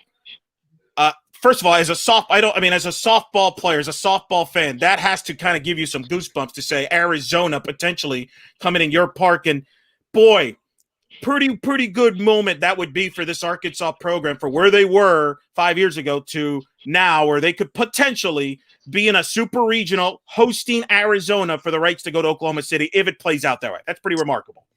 That would be pretty freaking cool. I know that I've kind of talked about this before, but I've been calling their games since 2016. And that first season, the Auburn series, it was 54-0 in 3 games. And those are tough. You all know when it's a run like that, it's really hard to call those games. But seeing the progression and Courtney Deifel and her staff with Matt Michael and Yolanda McRae and then Annie Smith as a volunteer, it's been really cool to see that character development, the player development that's happened. They've brought in the right people. They've gotten a few transfers to come in. They have some, I think this team has a chip on their shoulder. They don't feel like they've gotten the respect that they've deserved all year. They had 4 sweeps in their first 4 weekends in the SEC, and nobody really thought anything of it. They just kept saying, who have they played in the SEC? They're playing the bottom tier. But look how that, all the sweeps that they've had in the first 4 weekends, look at where they fared in the middle of the pack in the SEC and given some other really good teams a lot of trouble. So I think that chip on the shoulder is how that team plays. I think that that's just kind of their MO and their identity is, you know what, we're just going to do it with who we've got, injuries aside, and we're going to go as long as we can. And I think they really have a good chance. I know that this team is going to be disappointed if they don't end up in Oklahoma City at the end of the year. This class has the talent to do it. They have a leader that is a national champion. I mean, Courtney Deifel played at Cal. She is a stud. I have personally seen her put gear on during practice and catch her pitchers, which is really cool. They have something special going on. And you go the old school with Arizona against the new school with Arkansas, the up-and-coming program, which I think would be awesome to witness as a softball fan. Of course, we're getting ahead of ourselves. Arkansas, Manhattan. We'll take that one step by step on there. You did it, Eric. You did it. I'm guilty. All right. Let me ask you this question, because this one of the reasons why I stepped out when you came on, thankfully, thank you, is I was wearing my other hat. You mentioned you call in Arkansas games, like, I've called UCF games. I had a UCF media availability. They're going to Tallahassee in a tough regional. Florida State and Kennesaw. Florida State's the 1, Kennesaw's the 4. Auburn is in there. Mickey Dean, your thoughts on Auburn? Kind of a team that kind of faded their 12 seed, young pitching, but your thoughts on Auburn and what you might expect from them in Tallahassee? You say young pitching, they're young in general. They had 4 people, Cox, Packer, Lowe, and Penta, who are all in the all SEC freshman team. So this is a team that just lacks offense at time. They're not super consistent in the box. I think pitching, they have an incredible talent. I think that they're capable of shutting some really good offenses down, but it's the question of, will they score enough runs to take some pretty good games in the postseason. I think for them, it's all about getting ahead early. I think for them, it's great pitch calling. It is keeping their pitchers healthy.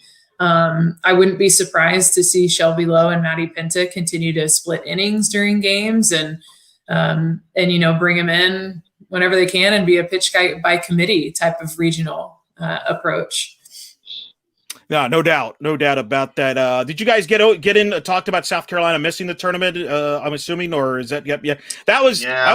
I was a little surprised, especially when Kennesaw got in 1 over, and then the fact that Northwestern got in. I'm still a little surprised by that, but I guess the way South Carolina finished the season is the only thing I can think of that maybe left them out. But nonetheless, a lot of people are not going to be feeling sorry for the SEC, saying only quote unquote 12.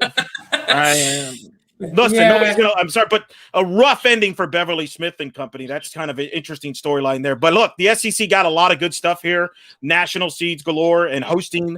It's going to be wild, Megan. And I know we're going to let you go here, but we're going to have you back on down the road here because you've got Division III also going to be keeping your eye on there, right? I do. So the same weekend that Super Regionals is for Division I is when the D3 National Championship starts. So that'll be the 27th, May 27th through the 1st of June. I'm looking at my calendar now.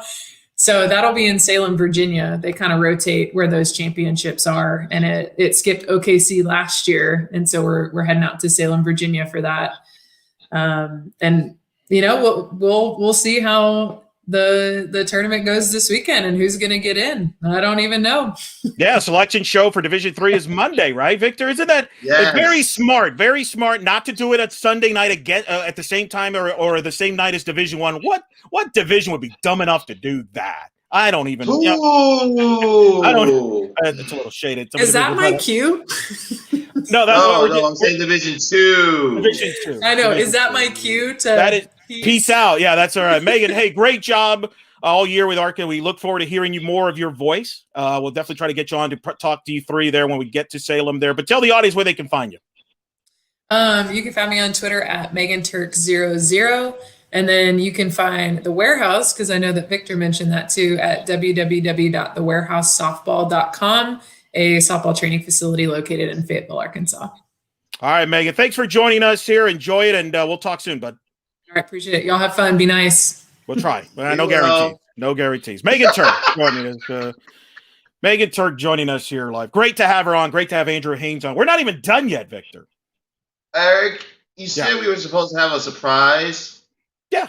Do we have the surprise ready for the people, or are you just talking smoke? No, I'd rather wait till you see the surprise, and then we can say it. How about that? We could just, if you see the surprise show up, then you can announce it. Oh, I'm seeing it right now. All right, well, let's do it. Let's unveil it now. Ladies and gentlemen, we are proud to have joining us the head coach of the LSU Tigers, who will be a top national seed and hosting a Tiger Stadium. Ladies and gentlemen, Bev Tarita is set to join us. Hey, Coach, good evening. How are you? Good. How are you? Good. Congratulations, Coach. Congrats. Your reaction, Coach. Number 7 national seed. Kind of give me your thoughts there as you watch that unfold and your reaction since. I can tell you what I told our team. What I told our team is if at any point in this year they felt down about themselves or they felt bad based on, a game where we hadn't come through or something didn't go our way, I think it proves what kind of a schedule they went through and how battle tested they truly are. I don't know if people give enough credit to the mentality it takes to play this schedule. It's tough to stay confident. It's tough to keep your team playing at their best. We all know how mental this game is, and it's tough to keep them confident playing a schedule like this. So I'm proud that they weathered the storm and that they will be the most battle-tested team headed into the next week. Well, let's talk about your schedule strength. You've talked about that, and I've seen your media availabilities. You've talked about it all year. Just talk about your philosophy and that paid off. Clearly, the committee, if you watch the selections, rewarded teams, and rightfully so, I think, in rewarding teams that play a tough schedule. No one played a tougher schedule than you did. It's historic, and you got rewarded by being a top 8 national seed, getting the 7 national seed. And I think that's a positive for the sport because I think it'll encourage more teams to play tough competition. But just give me your philosophy, and obviously paying off this year. Well, in 2020, when the season was canceled, our team had such a great record, but our RPI was not what I wanted it to be. And kind of looked at our strength of schedule and saw where we had some deficits. So we did set out to make this tougher, but we did not set out to do this. This was kind of COVID's doing.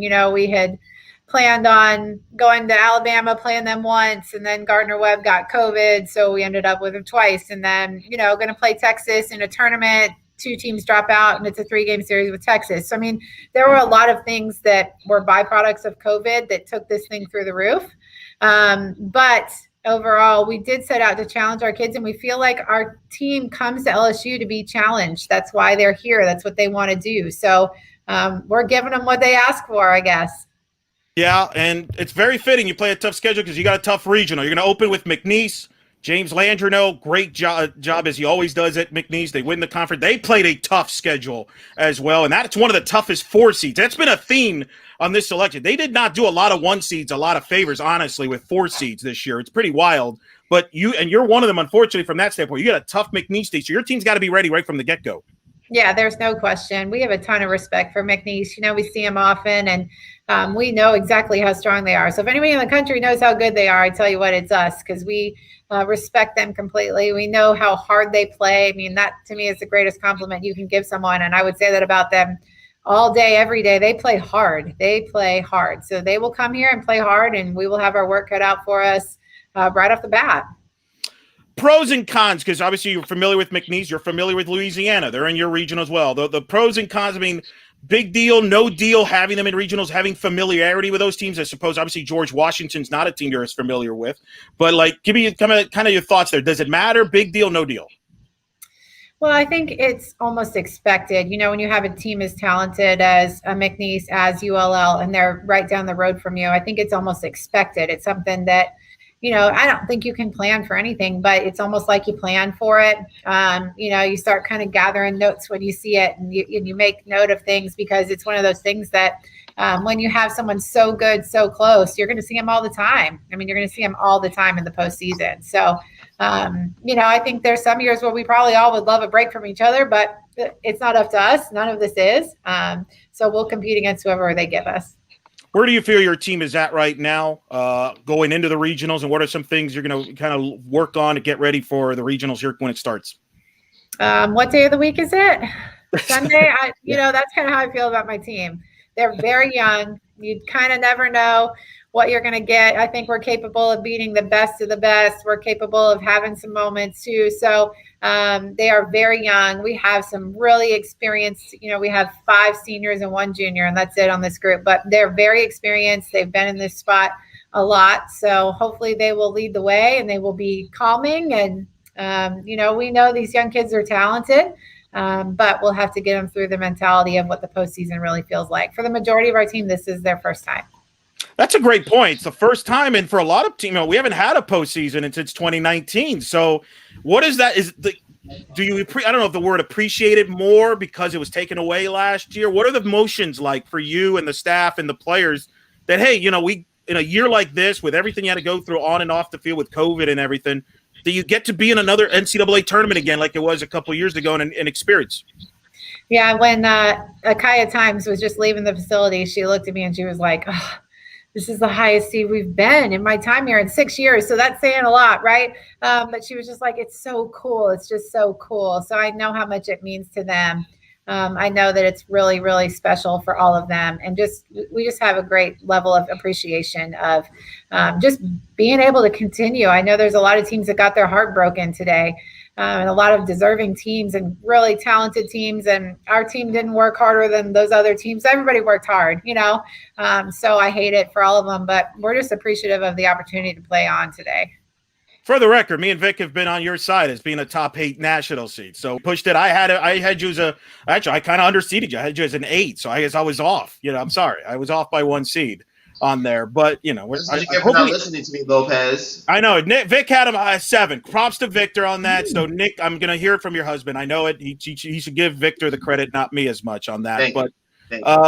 Just talk about the respect though, as you as SEC coaches, because Alabama hosting national seed, you got Florida national seed hosting, Arkansas, Missouri, Larissa, who you just played. What a job she's done in Missouri, top 8 national seed. I mean, the Kentucky hosting, the list goes to Tennessee hosting. I mean, it's a long list. Just the pride in the league as coaches, because you're all on the same page. You're competitive people, but you're on the same page as far as making the league better and as far as really the success and the formula and the philosophy when it comes to scheduling and trying to get your teams ready for postseason. Okay, well, you just asked me like 6 questions within that one statement, but let me see if I can knock them out here. I think our team had a lot of things that they really value. I think we had a lot of top 25 wins. I think we had the strength of schedule. I think historically, those are numbers that are really valued by the committee. So, and I know we had the 2nd most top 25 wins. So I think that was a big number. I think we had a little bit of an unorthodox resume. So I was not sure where they would put us or how they would view us. So like I said, I'm very appreciative that they respected the schedule that we played. And when I think that transitions me to your other question. The fact that we played the schedule that we played is because I'm surrounded by awesome coaches in the SEC who fought for the right to play these games. These coaches fought against everyone that kept telling us no. They wanted us to reduce the schedule. They wanted us to play, you know, more conference games, more of this, more of that. And our coaches fought and fought and fought to hang on to the schedule. I'll be honest, there were days where I thought maybe we should play more conference games. And we have some really smart people in this league and didn't think that was the best thing for us. So while I understand that every conference was challenged and had to do different things because of COVID, we were asked to do it too. And we challenged it and we took the risks and we went for it and it paid off. So I'm proud to be in this group of coaches in the SEC, and I'm proud we have some extremely smart people that stood their grounds and put us in a great spot tonight. No question. All sorts of Commissioner Greg Sankey. By the way, ladies and gentlemen, one SEC game canceled the entire season because of COVID. So that's a credit to not only the coaches, but all the support staff of the league to making sure everybody was healthy and able to play those games this year. We have a great leader in the SEC who is well thought out. He's intelligent. He doesn't make rash decisions. And he really set us up for success. We have an incredible leader. Tell us what's it going to be like postseason. What are you going to Tiger Park? Going to get, if things go well, you get to play every game there up until Oklahoma City. Got one game at a time. But Tiger Park, that's going to be a special place here this weekend there for regional. You got to be excited about that. Yeah, well, everybody gets 50% capacity, right? But you know what? I will take 5 Tiger fans against 5,000 of somebody else's. So we've got them. They will be passionate. They will be loud. They will be ready. I'll take our Tiger fans in whatever number they give us.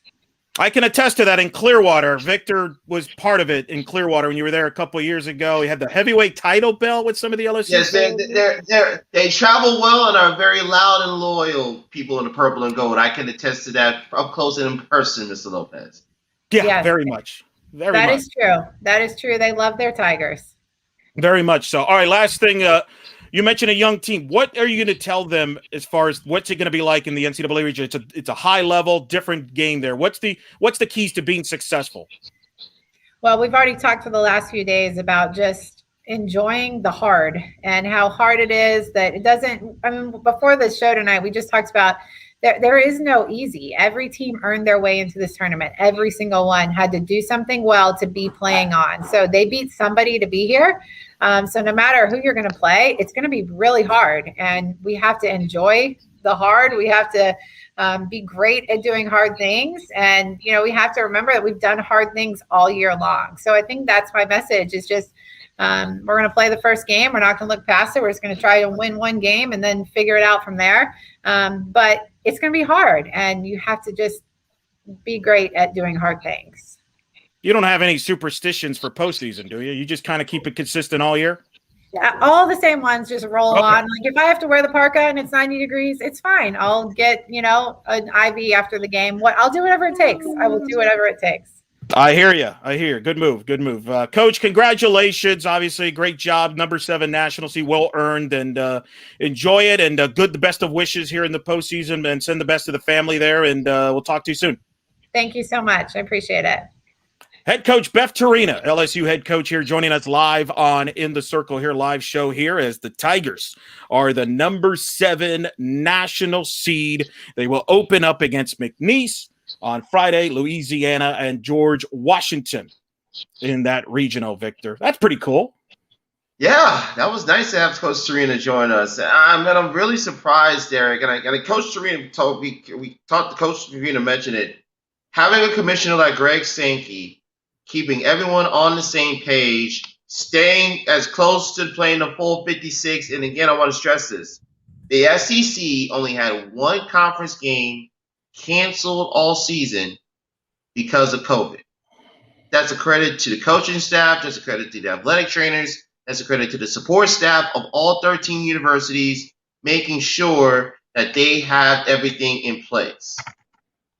So no doubt. And they got rewarded, and rightfully so. I mean, to me, as I've kind of tried to digest this deal, clearly the committee rewarded teams that played a tough schedule and punished teams that didn't in most cases. And I think, we're hopefully we'll be joined by Justin McLeod here in a few minutes to talk about this and what the committee's thinking. But clearly schedule strength was a huge part of this, and I think Beth deserves credit. And I'm happy they got rewarded because – Victor, you've known me for a long time. It drives me nuts in football when football fans go crazy about, hey, their team went undefeated, so they should be playing national titles and this. And I've always said, well, who did you play? Who did you play? It's not – to me, people get too caught up in wins and losses. Yes, wins and losses are critical and important, but who you beat, who you played is also important. And I think – it's just as important. Yeah, and I think this helps the sport because you create better matchups during the regular season come softball. So I think in all sports, really – on that. So I'm really happy that LSU got the top 8 seed. And look, clearly the SEC got rewarded for it. Obviously, a lot of people, our West Coast audience, not too happy, would disagree with that, though, I would assume. Yep, Michelle Collins saying again, schedule strength mattered except for the number 1 seed. Yeah, but again, though, I'll defend the Oklahoma pick. They were the best team, right? I mean, how many times were we seeing them run roll teams and things like that? I don't have a big problem with Oklahoma being 1, UCLA 2. I had UCLA 1 too, but I'm not going to lose sleep over that part of it. No, it's a 6-1 and half a dozen and I think the biggest part.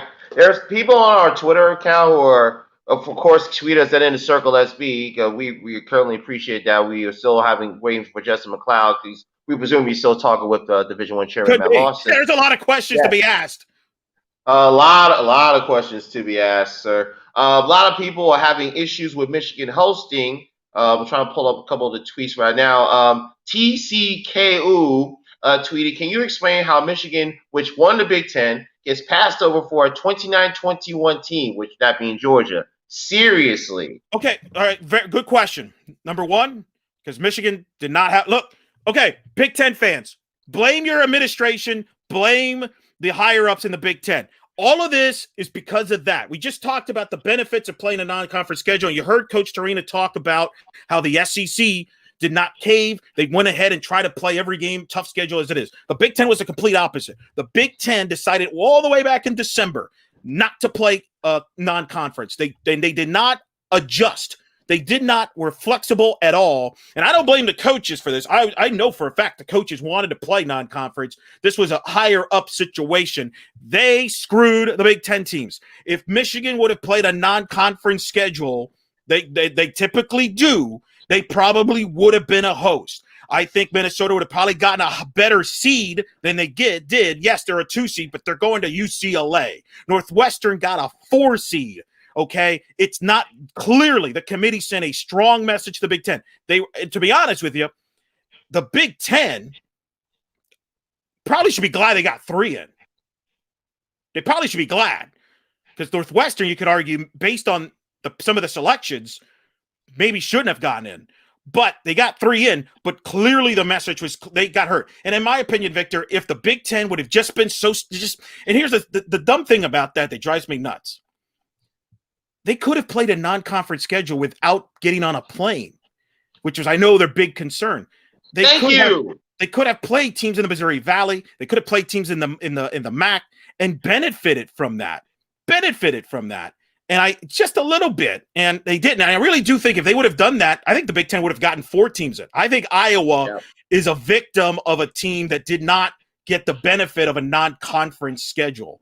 If they would have played, remember last year, Victor, they played a non-conference schedule. They were on their way to making the tournament before the season came out.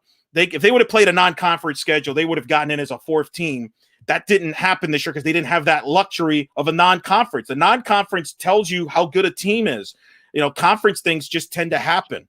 So we'll see what happens with that. I know some people are knocking the Oklahoma quote-unquote non-conference schedule in some of the games they played. But again, Oklahoma destroyed those teams. They didn't mess around. And they did what they were supposed to do against a caliber competition. And they won the Big 12. It's the number 3 conference in the year. And they only lost, 2 games? Twice. 2 games on the road. Once on a walk-off at Georgia, and once in the game versus Oklahoma State. Right. So I think, again, results have to matter. But I understand the frustration because a Clemson team only lost 5 games all year, and they don't get to host. So, again, where the committee gets in kind of trouble sometimes, it's kind of they try to get the best of all worlds, and there's no such thing. There's no such thing on that, in my opinion. When you try and please everybody, you please nobody. And clearly by what I'm seeing on the Twitter feed, not a lot of people are happy, especially those who represent the Pac-12. Well, I've said this. I think the thing that hurt the Pac-12 is they lost tournaments like Mary Nutter, Judy Garman, a lot of those West Coast tournaments.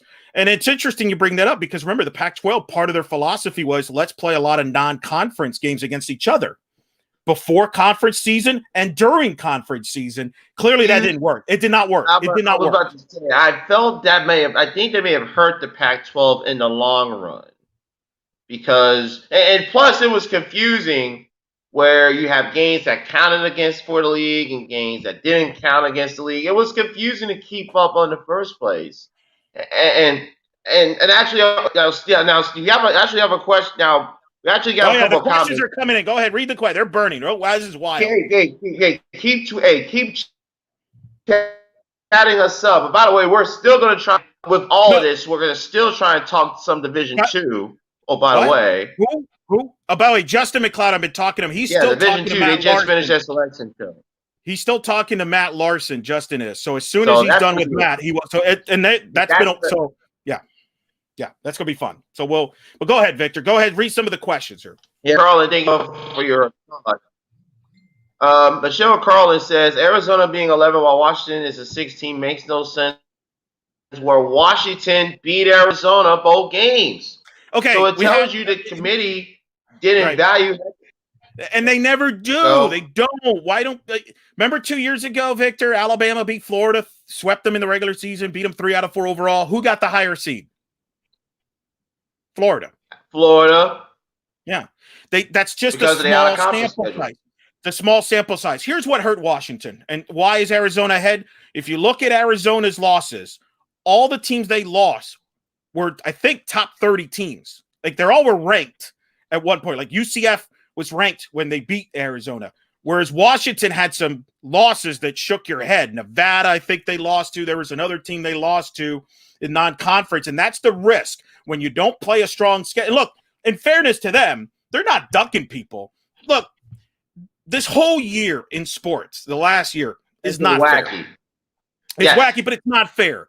All right? It's not. It's everybody's trying the best they can. So let's not make it sound thank you, Michelle, for remembering San Diego State. You know, that's unfortunate because San Diego State we thought would be a tournament team. They turn into being a disappointment in the Mountain West. All of a sudden, that looks like a bad loss for Washington.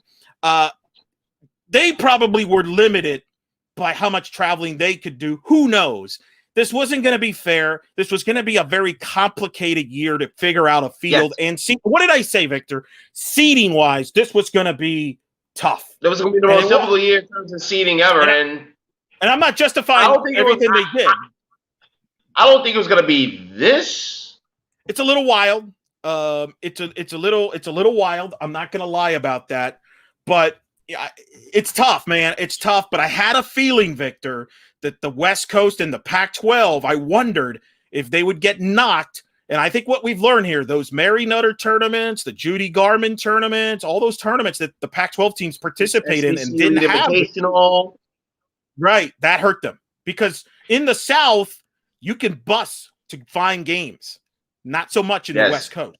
And I think that played out here. I understand the look. I'll tell you this: you're going to see a lot of motivated Pac-12 teams, though. In this, I'll guarantee in this postseason, you better believe it. There'll be a lot of Pac-12. That 16 seed. I got to tell you, that's too far. That's too far. That's too far. And this is the problem I have. That is clearly a reaction to their RPI, and I'm disappointed. Now, I do wonder if the fact that they split with Stanford here at the end maybe dropped them a little. I had them in that 10 to 11 range. I'm with Jacob, by the way. I had Washington ahead of Arizona, for the record. Not necessarily because of the head-to-head. I just thought Washington's better. But, you know, I just wish the RPI to me is flawed. I keep saying this. There's a reason why basketball got rid of it. If basketball thought it was such a good thing, why did they get rid of it? Yeah, that's true. Yeah.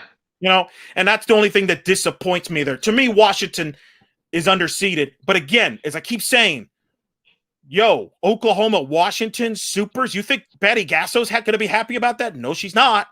No. You know, so it's unfortunate. It's unfair. Let's hope we never have to go through this. Hopefully a year from it, we could go back to normal scheduling and, you know, but yeah, I would imagine Pac-12 right now is a little fired up. That SEC Pac-12 rivalry now is taken to a different level now. I mean, because you got to believe that the Pac-12 fans and the Pac-12 people believe there's a biasness towards the SEC, and whether that's true or not, they're going to tell you that it is. So there's no point in arguing, and I understand where they're coming from. But I also defend the SEC and saying they did everything right. Don't blame them. They're doing everything right. They schedule tough. They play good facilities. They put money in their facilities. Hey, some of you Pac-12 schools, maybe you should do that too, by the way. And maybe, by the way, Pac-12, when we get back to normal, fly east more often. Because I'll tell you this, why, you know why I have no problem with Arizona, what they did? Mike Condrey flew to Florida, played USF, played UCF, played Florida State in Florida. No questions asked. Yep. So he played a tough game. He was creative in that. So, look, man, it's wild. It's wild. I'm just keep checking my phone. I can't even imagine this conversation that Justin's having with Matt Larson, because it's been going on for a while, and rightfully so. There's a lot of questions there. Yeah. All right. Why don't we take a minute here, since you brought up D2? They did have also their selection show. I took a little jab. Well, no, it was a shot. I admit it. I took a shot. You took uppercut up. You took Mike Tyson body blows to Division 2. Because why, Vic? Why? I don't know. I'm not going to start again on that. But you know my feelings on that. I think it's one of those. You have aired that grievance for many, many times.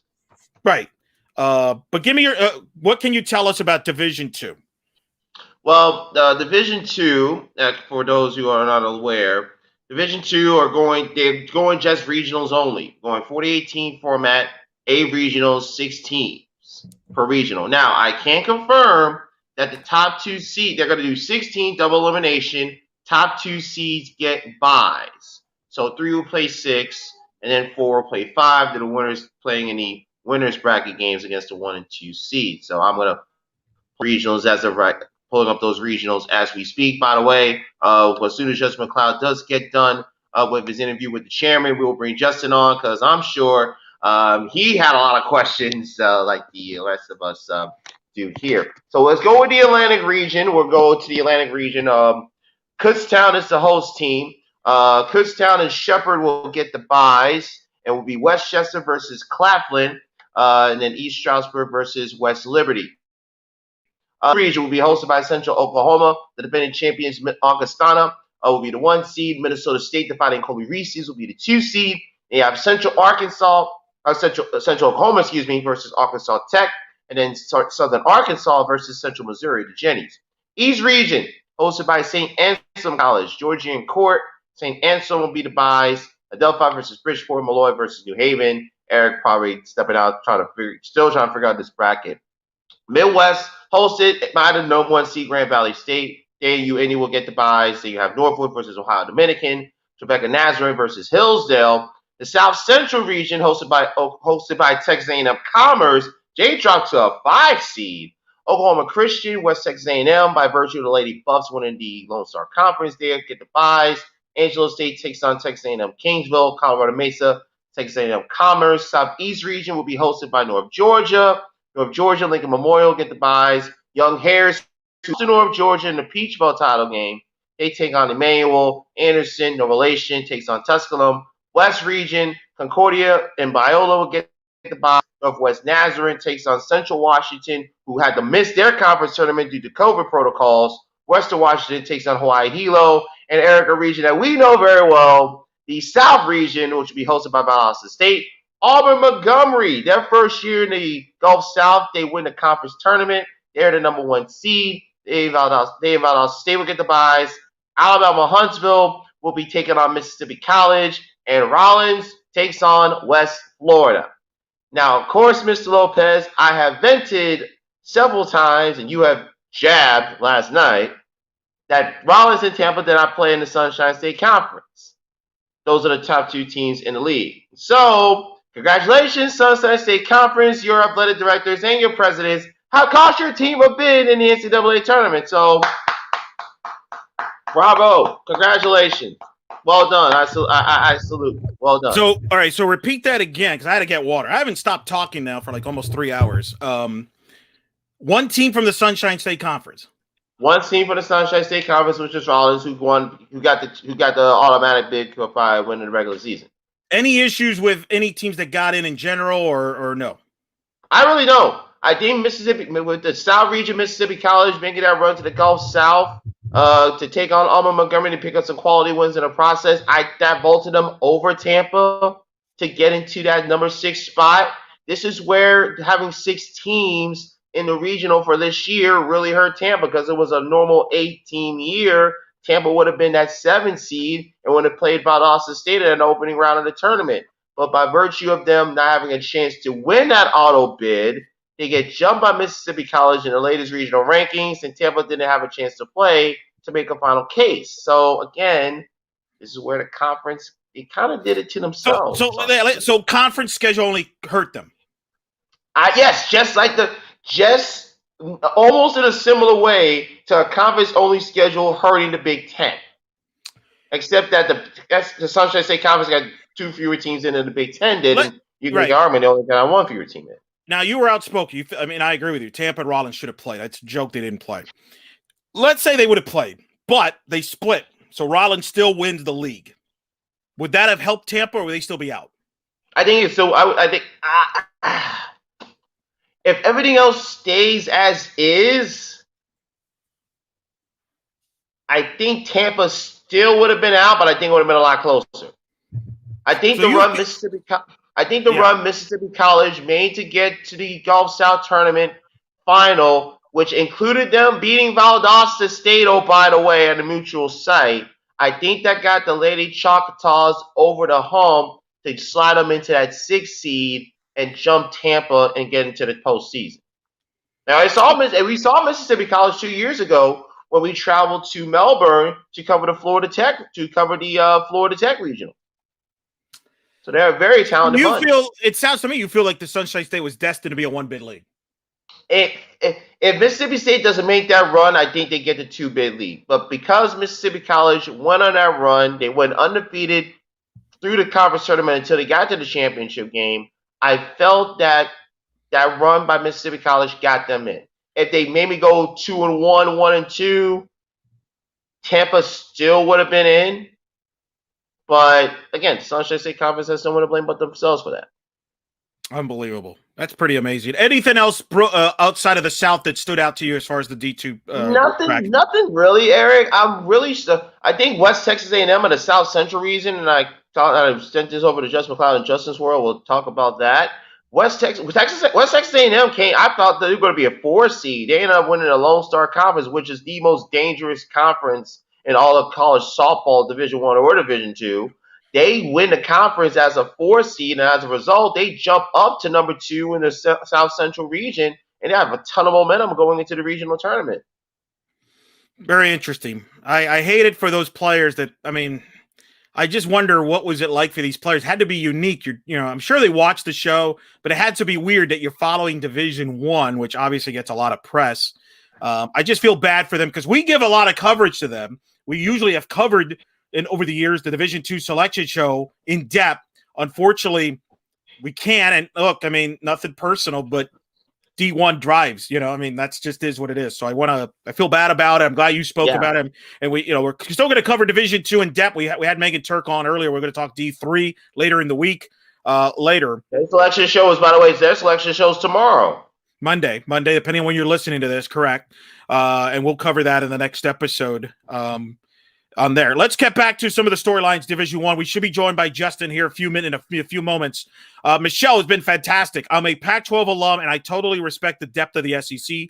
All props to them for investing in the game. Can't wait to see how it plays out on the field. I agree. Look, we're going to be upset about a lot of things tonight. And I get it, and rightfully so. And believe me, I got questions for Justin. Like I am looking at my watch because I inadvertently I'm going to strangle Justin, not because I am mad at him. I just have a lot of questions that I don't understand what I saw tonight. But nonetheless, at the end of the day, man, I'm just happy we're having this conversation instead of last year where we had a fake selection show where I played the role of the empty suit.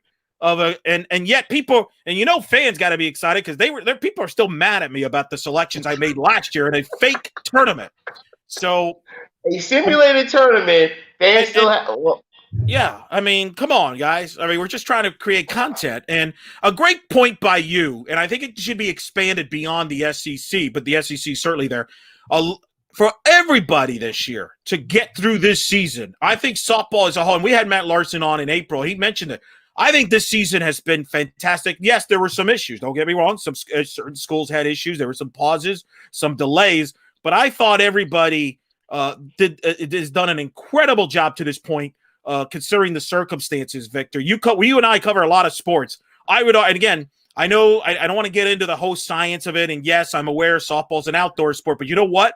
Softball was I thought things went better, smoother compared to the other sports this spring. I think they all should be applauded for that in that regard. So salute to all the students, because trust me, I can tell you a lot of these players and coaches are kind of in their own bubble.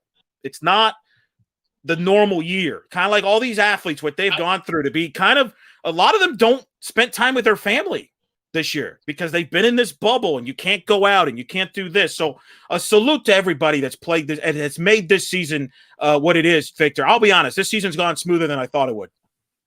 Yeah. Mr. Lopez, I hope you're ready to virtually strangle this gentleman that we're about to bring on right now. Go ahead, my good friend. Well, he's going to strangle me too. We spent too many hours this last week. I hope he's still satisfied with my performance as a bracketologist, even though I once again missed one. I go 63 for 64, and I definitely did not do well in the host sites. I mean, although, as we bring in Justin McLeod of Justin's World, let's do the proper introductions. Hello, sir. Good evening, fellas. And Mr. Lopez, you missed an SEC team. Pretty sure that's allowed. How about that? Let's start with that. Good segue. Very surprised that South Carolina does not get in. That ends a streak there of a long time there. You obviously just spoke to Matt Larson, the committee chairperson.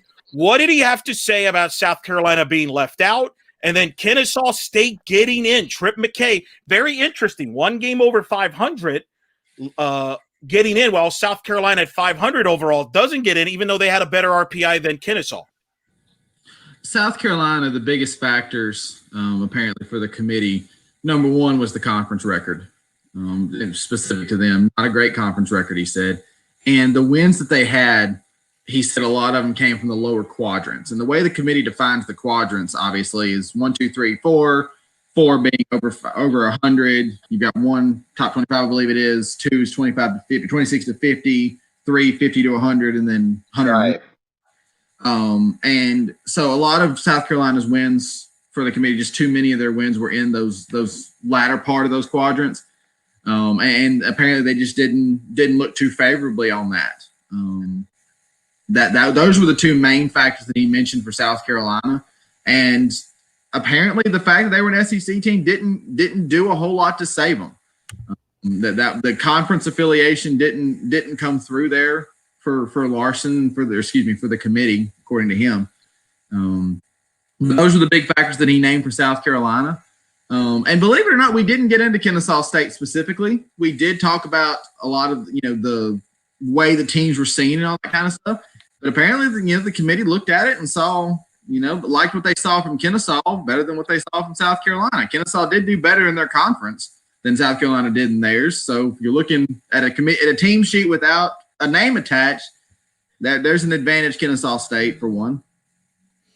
Interesting. So it sounds like what you're saying is if you do well in conference, but Auburn didn't do well either in the SEC, but they're in. So I don't, you're telling me a couple games is the difference there? Well, and there again, Auburn, for instance, had a win over Florida State.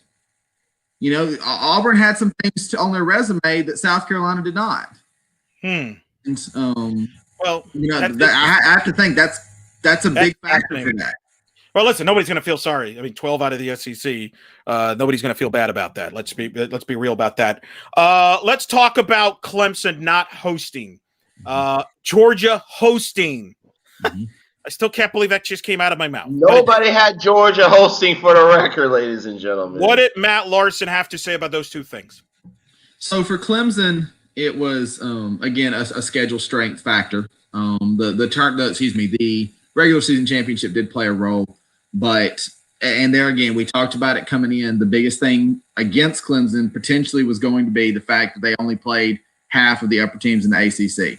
Well, the strength of the schedule ended up hurting Clemson in the end. Placement in Alabama came apparently that's just how they shook it out. There really wasn't a good reason there because Alabama obviously is a 3 seed. Clemson was a team in the mix to host, and that's just how they shook it out. There really wasn't a bona fide, this is why we put Clemson there. Personally, I think it's because they wanted to take a chance that Dabo Swinney and Nick Saban might both show up. Oh, there's no doubt. There's no doubt. Clemson can bust Alabama, by the way. Let's be real. Right. That's what it is. I mean, that plays a big role, I think. I mean, you talk about you want to have a high 2 at a low 1, but the busing does come into play. What was the other one you asked me about? Georgia hosting. Thank you. Brain's a little fried right now, not going to lie. So all along with the 20 predetermined sites, it was part of the process that if a host site was a number 2 seed, number 1, they would stay there. So that's why Georgia's still in that regional. When Duke was not selected for the top 20, they were in a bit of a skid. We talked about that last night. I've written about that. We've discussed that. They were in a little bit of a skid, so they didn't make that top 20. Since that time, though, Duke has now gotten to a point where they're not in a skid. They're going the other direction. And so Duke got to a position of they were deserving of a seed. And I think something we talked about last night, I think it actually came from one of the commenters last night that led to our discussion. Georgia is a bus trip from Duke. It's not a long trip. You're not sending them halfway across the country. You're on a bus. You're in a traveling distance. And so that's where that one came from. Duke was trending at the right time. It was something that was always in the committee's playbook, potentially, was for a team that was not in that 20 to be able to host. I don't think at that point anybody expected that, but apparently that's how it shook out. And that's how, they wanted to reward Duke. Georgia was the close one, the obvious one. And well, here's the bottom line. Here's what happened. The committee screwed up. They screwed up. Duke should have been in the list from the beginning. I don't care that they were fading or not. They should have been in there. They were having a good year. I know they were struggling, but they should have been in. Michigan, why? I don't understand why Michigan was in this in the beginning. Like, was this? I don't understand that still to this day. Who in their right mind thought they could be a top 16 RPI team with the playing a conference schedule? I don't know if that was just to show the Big Ten do them a solid or what. But to me, that turned out to be a wasted spot that should have gone to Duke. Number 1. Well, and I didn't get it. We didn't get into the specifics. No, of course not. No. But the one rationale I do see for Michigan being in that 20 was it put them in the conversation in the committee room, because Michigan was never going to be one that was a 1 seed hosting somewhere else. Now, I agree with you. I do think that was a wasted spot ultimately. But 3 weeks ago, I can understand the logic of keep Michigan in the conversation.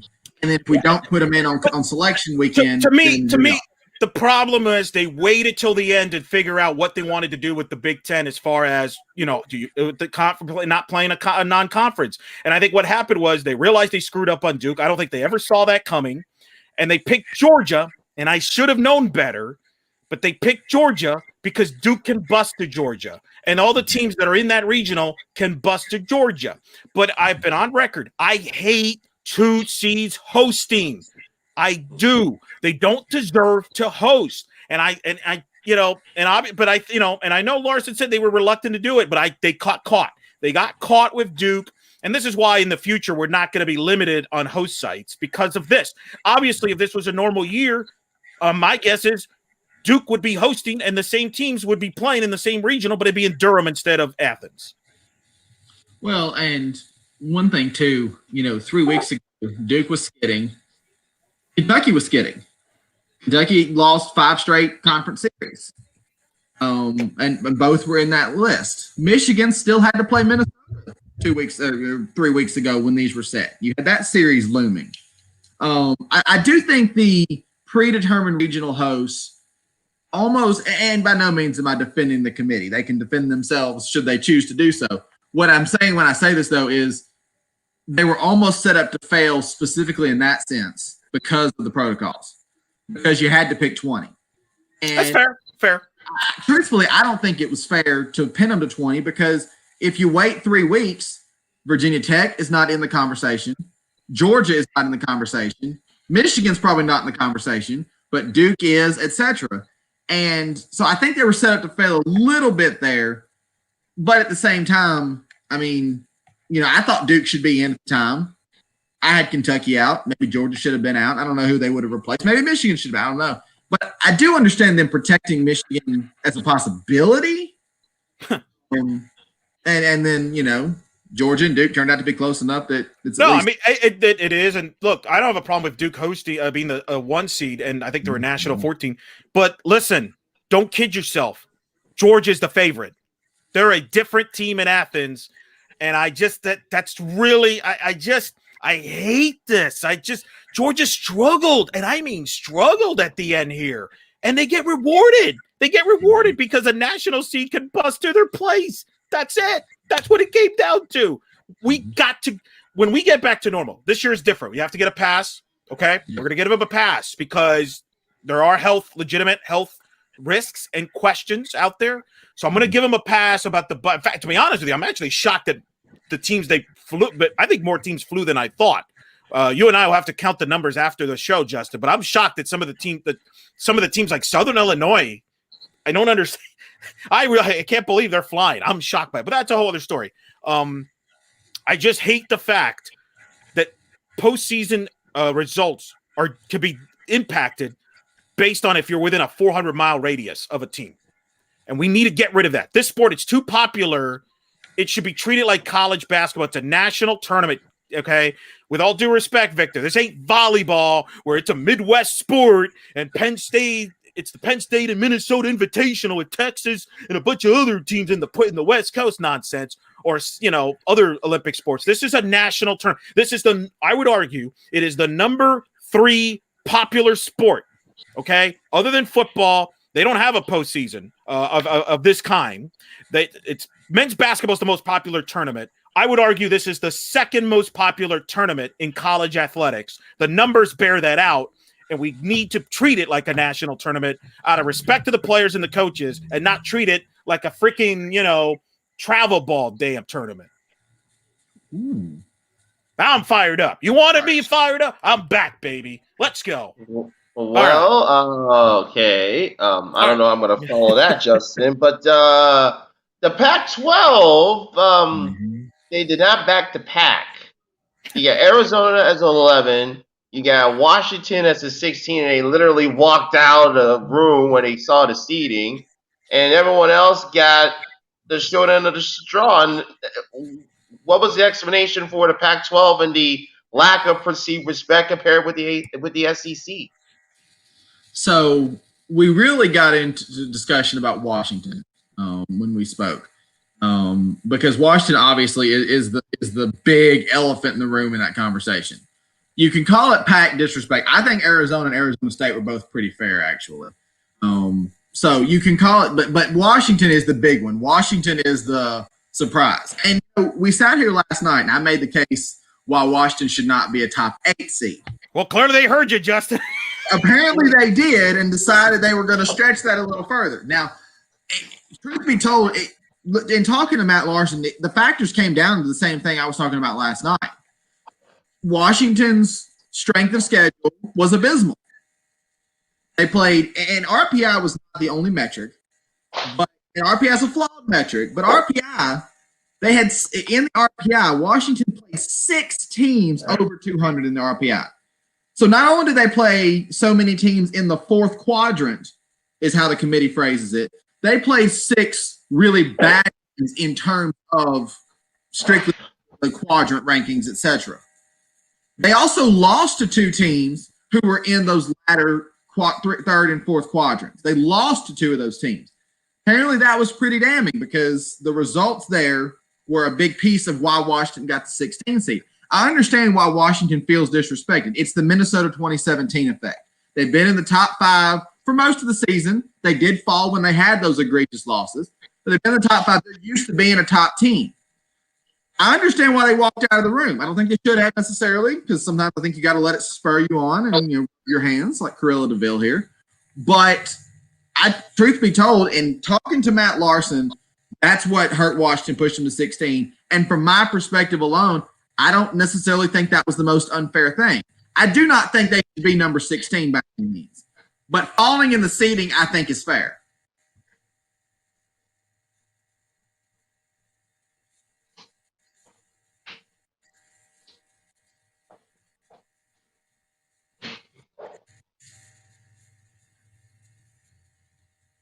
I don't know if it's me. I can't hear you. Oh, That's because I muted myself. I'm so fired up. I muted myself, so I apologize, and I will apologize. What the heck happened, Lopez? I was muting myself because I'm still yelling. That's why. And I apologize. And I will apologize. I do apologize. Michelle makes a great point about travel ball. Actually, travel ball travels more than college teams are allowed to travel. So I agree. Travel ball is actually a more national tournament than right now college softball is. We should not treat it like a high school tournament. It's what probably I should have said. Nonetheless, moving forward, clearly they went by RPI. And I don't know if he brought that up. I mean, the reason Washington's the 16 seed is because I think the RPI ended up being 16 or 17. And I'm disappointed that they went RPI in a year where the RPI was exposed as and yet Delaware doesn't get in. So it's this is where we get in trouble. You use the RPI for some things, but then you don't. Either you do or you don't. And I just have a problem that you depend on a formula that men's and college basketball and women's basketball has basically decided is useless.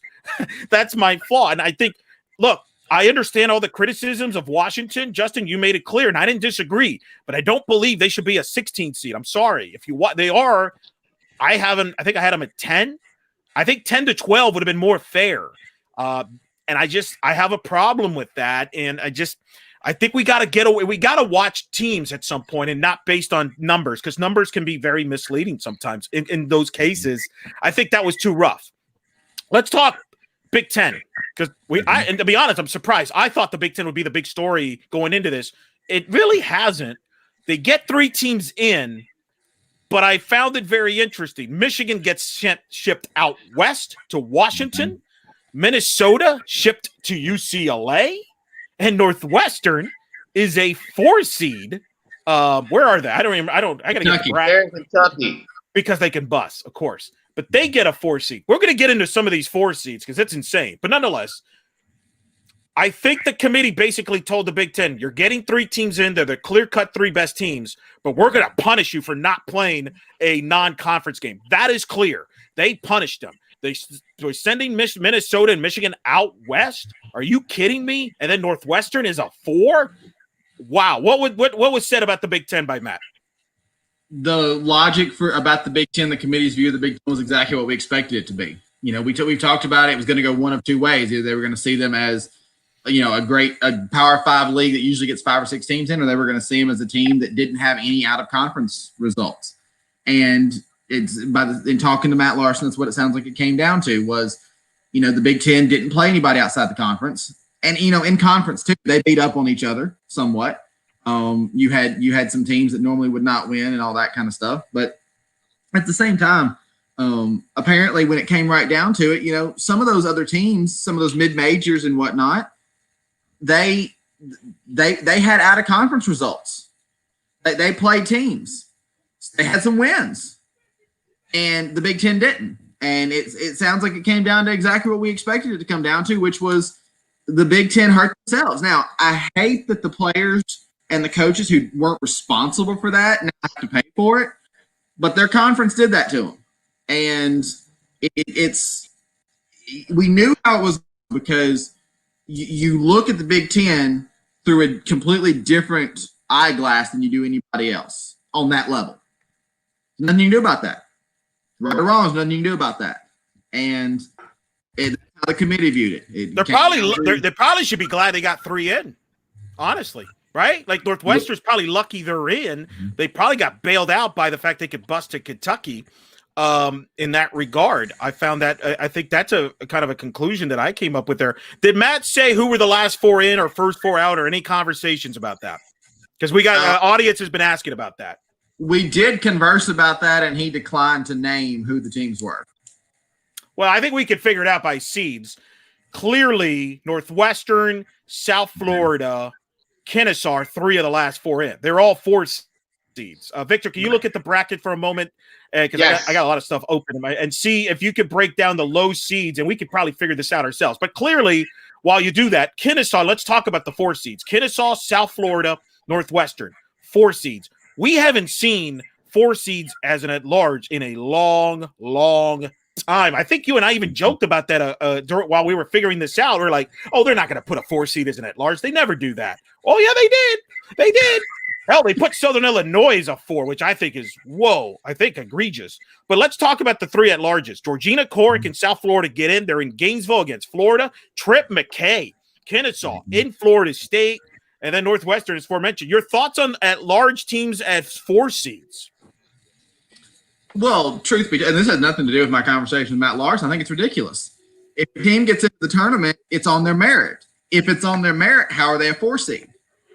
I mean, with respect to the lower level mid-majors, and lower level, not disrespecting them, but in terms of the teams that are only going to get in if they win their tournament, speaking strictly of actual positioning, there's some teams that are obvious. Okay, they're going to be a 4 seed. I've talked to some coaches today before the seeds came out that knew they were going to be 4 seeds. That's understood. But if a team gets into the tournament as an at-large bid, it has to be because the committee viewed their resume, their metrics, as worthy of being in the tournament. If a team's resume and metrics are what gets them into the tournament, how are they the lowest seeded team in a regional?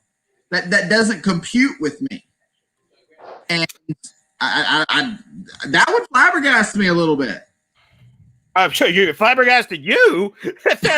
You should. Vic could tell you my reaction live. I mean, this is the risk we take. We do a live show. I was stunned. Yes.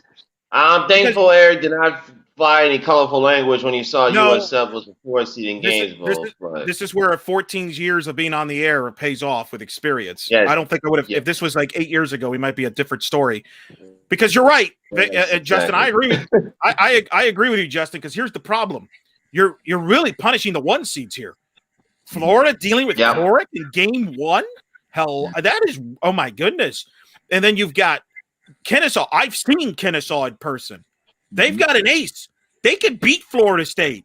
That is a dangerous game for Lonnie and company. And as much as we're dogging Northwestern, I don't think, I mean, to be honest, I think I would have rather had South Carolina in than Northwestern, but obviously they went based on conference. Whatever. I'm not going to get into all that. Having said all that, Northwestern is probably going to throw Williams against Kentucky there game 1. I mean, these are dangerous 4 versus 1s, and we're not even talking about Southern Illinois, who is a danger as a 4 as well. We'll get to that later. But as far as the at-larges, these are dangerous 4-1 games. Yeah, I mean, how would you like to be Rachel Lawson right now going to watch film on Danielle Williams, not because she's in your regional, but because you're playing her on Friday? That's just bully. I don't think it's fair to the 1 seeds. And truth be told, I don't think it's fair to the 4 seeds. I don't think it's fair to them. Everybody's got to play somebody. Going to be hard games and that kind of thing. But I don't think it's fair to those 1 seeds who have earned the right to host. And I don't think it's fair to the 4 seeds who've gotten in, like we're talking about, on their own merit, to then be like, oh, hey, you've got to go play Florida State. You've got to go play Kentucky. That doesn't compute to me. Now, if you have to play them in the course of a regional, normal. Every year, you're going to have to play a team like that if you want to win a regional. That's not absurd. But to go in and know that your first game, before you do anything else, you're going to have to play one of those teams. Yeah. But the tournament on your own merit. By the way, I found and I forgot about this. They put Northern Iowa as is that right? No, Northern Iowa is a 3. They might have been the 4th team, by the way. That might have been the 4 teams in. Northern Iowa, USF, Kennesaw, and Northwestern. And resume that South Carolina and Delaware are probably 2 of the first 4 out. Yeah, no doubt about that. So, I don't know. That's fascinating story. Any other questions? Anything else that stood out to you that you talked to Larson about? Let me look at my notes here. I've got my hand in the legal pad. Oh, boy. That's never a good sign, Vic. When he's got his notes here, that could be a lengthy list here. There we go. Found it interesting. He did say that it really came down to OU or UCLA for the number 1. Did not sound like Alabama as the SEC champ got much traction for the committee. We talked about that last night. It's not really a surprise to me, but I know there were some people who wondered about that kind of thing. Yeah. So interesting to me. I'm fine with that. that. Oklahoma, UCLA were the 2 best. I got no problems with that. And I think it's clear. Justin, we got to do this too, and Vic too. We got to stop putting all this weight on conference tournaments. They clearly don't matter. Yes, they don't. Clearly they don't, because you know what? I overreacted to the Texas loss to Texas Tech. That's why I had Texas hosting the whole time with Oregon going there. I flipped on Saturday because I thought the Texas Tech loss would bump them out. I was wrong. I overreacted Clearly, conference tournaments don't matter. I don't know why we play them then, but maybe just for TV purposes. But I don't think the committee cares. He also, I agree with you. It's obvious that at some point decisions were made before tournaments because, and it's going to happen. I understand they have to make decisions before then to be able to do this in a timely manner. I get it. Other things that I took from Matt Larson, and there's a long list. I mean, we spent almost exactly 30 minutes on the phone, like to the minute. My OCD was very happy. That's good. That's good. He mentioned that, we talked about, was bus travel going to be more imperative this year than in previous years? It was not. It was the same as in previous years, he said. So even in a somewhat financially limited year, the busing was not more imperative this year. I think we saw that with some of the teams, like you mentioned, Southern Illinois, for one, going to, we thought they were going to be bust, and we thought it made it convenient. Well, wasn't as big of a thing. Did discuss the high RPIs, the Delawares of the world, and I think the committee did view the teams like that as being part of the flawed metric to a certain extent. Teams that the strength of schedule wasn't there, that were there because of the way the metric was flawed this year. So I think they approached that similar to how we expected them to. And interestingly enough, and this was something I made sure to ask, similar to in basketball, there is a protocol that if some teams get COVIDed out, some of those last ones out, etc., there is a pathway for that to happen, for them to be replaced. And they are? It's similar to basketball.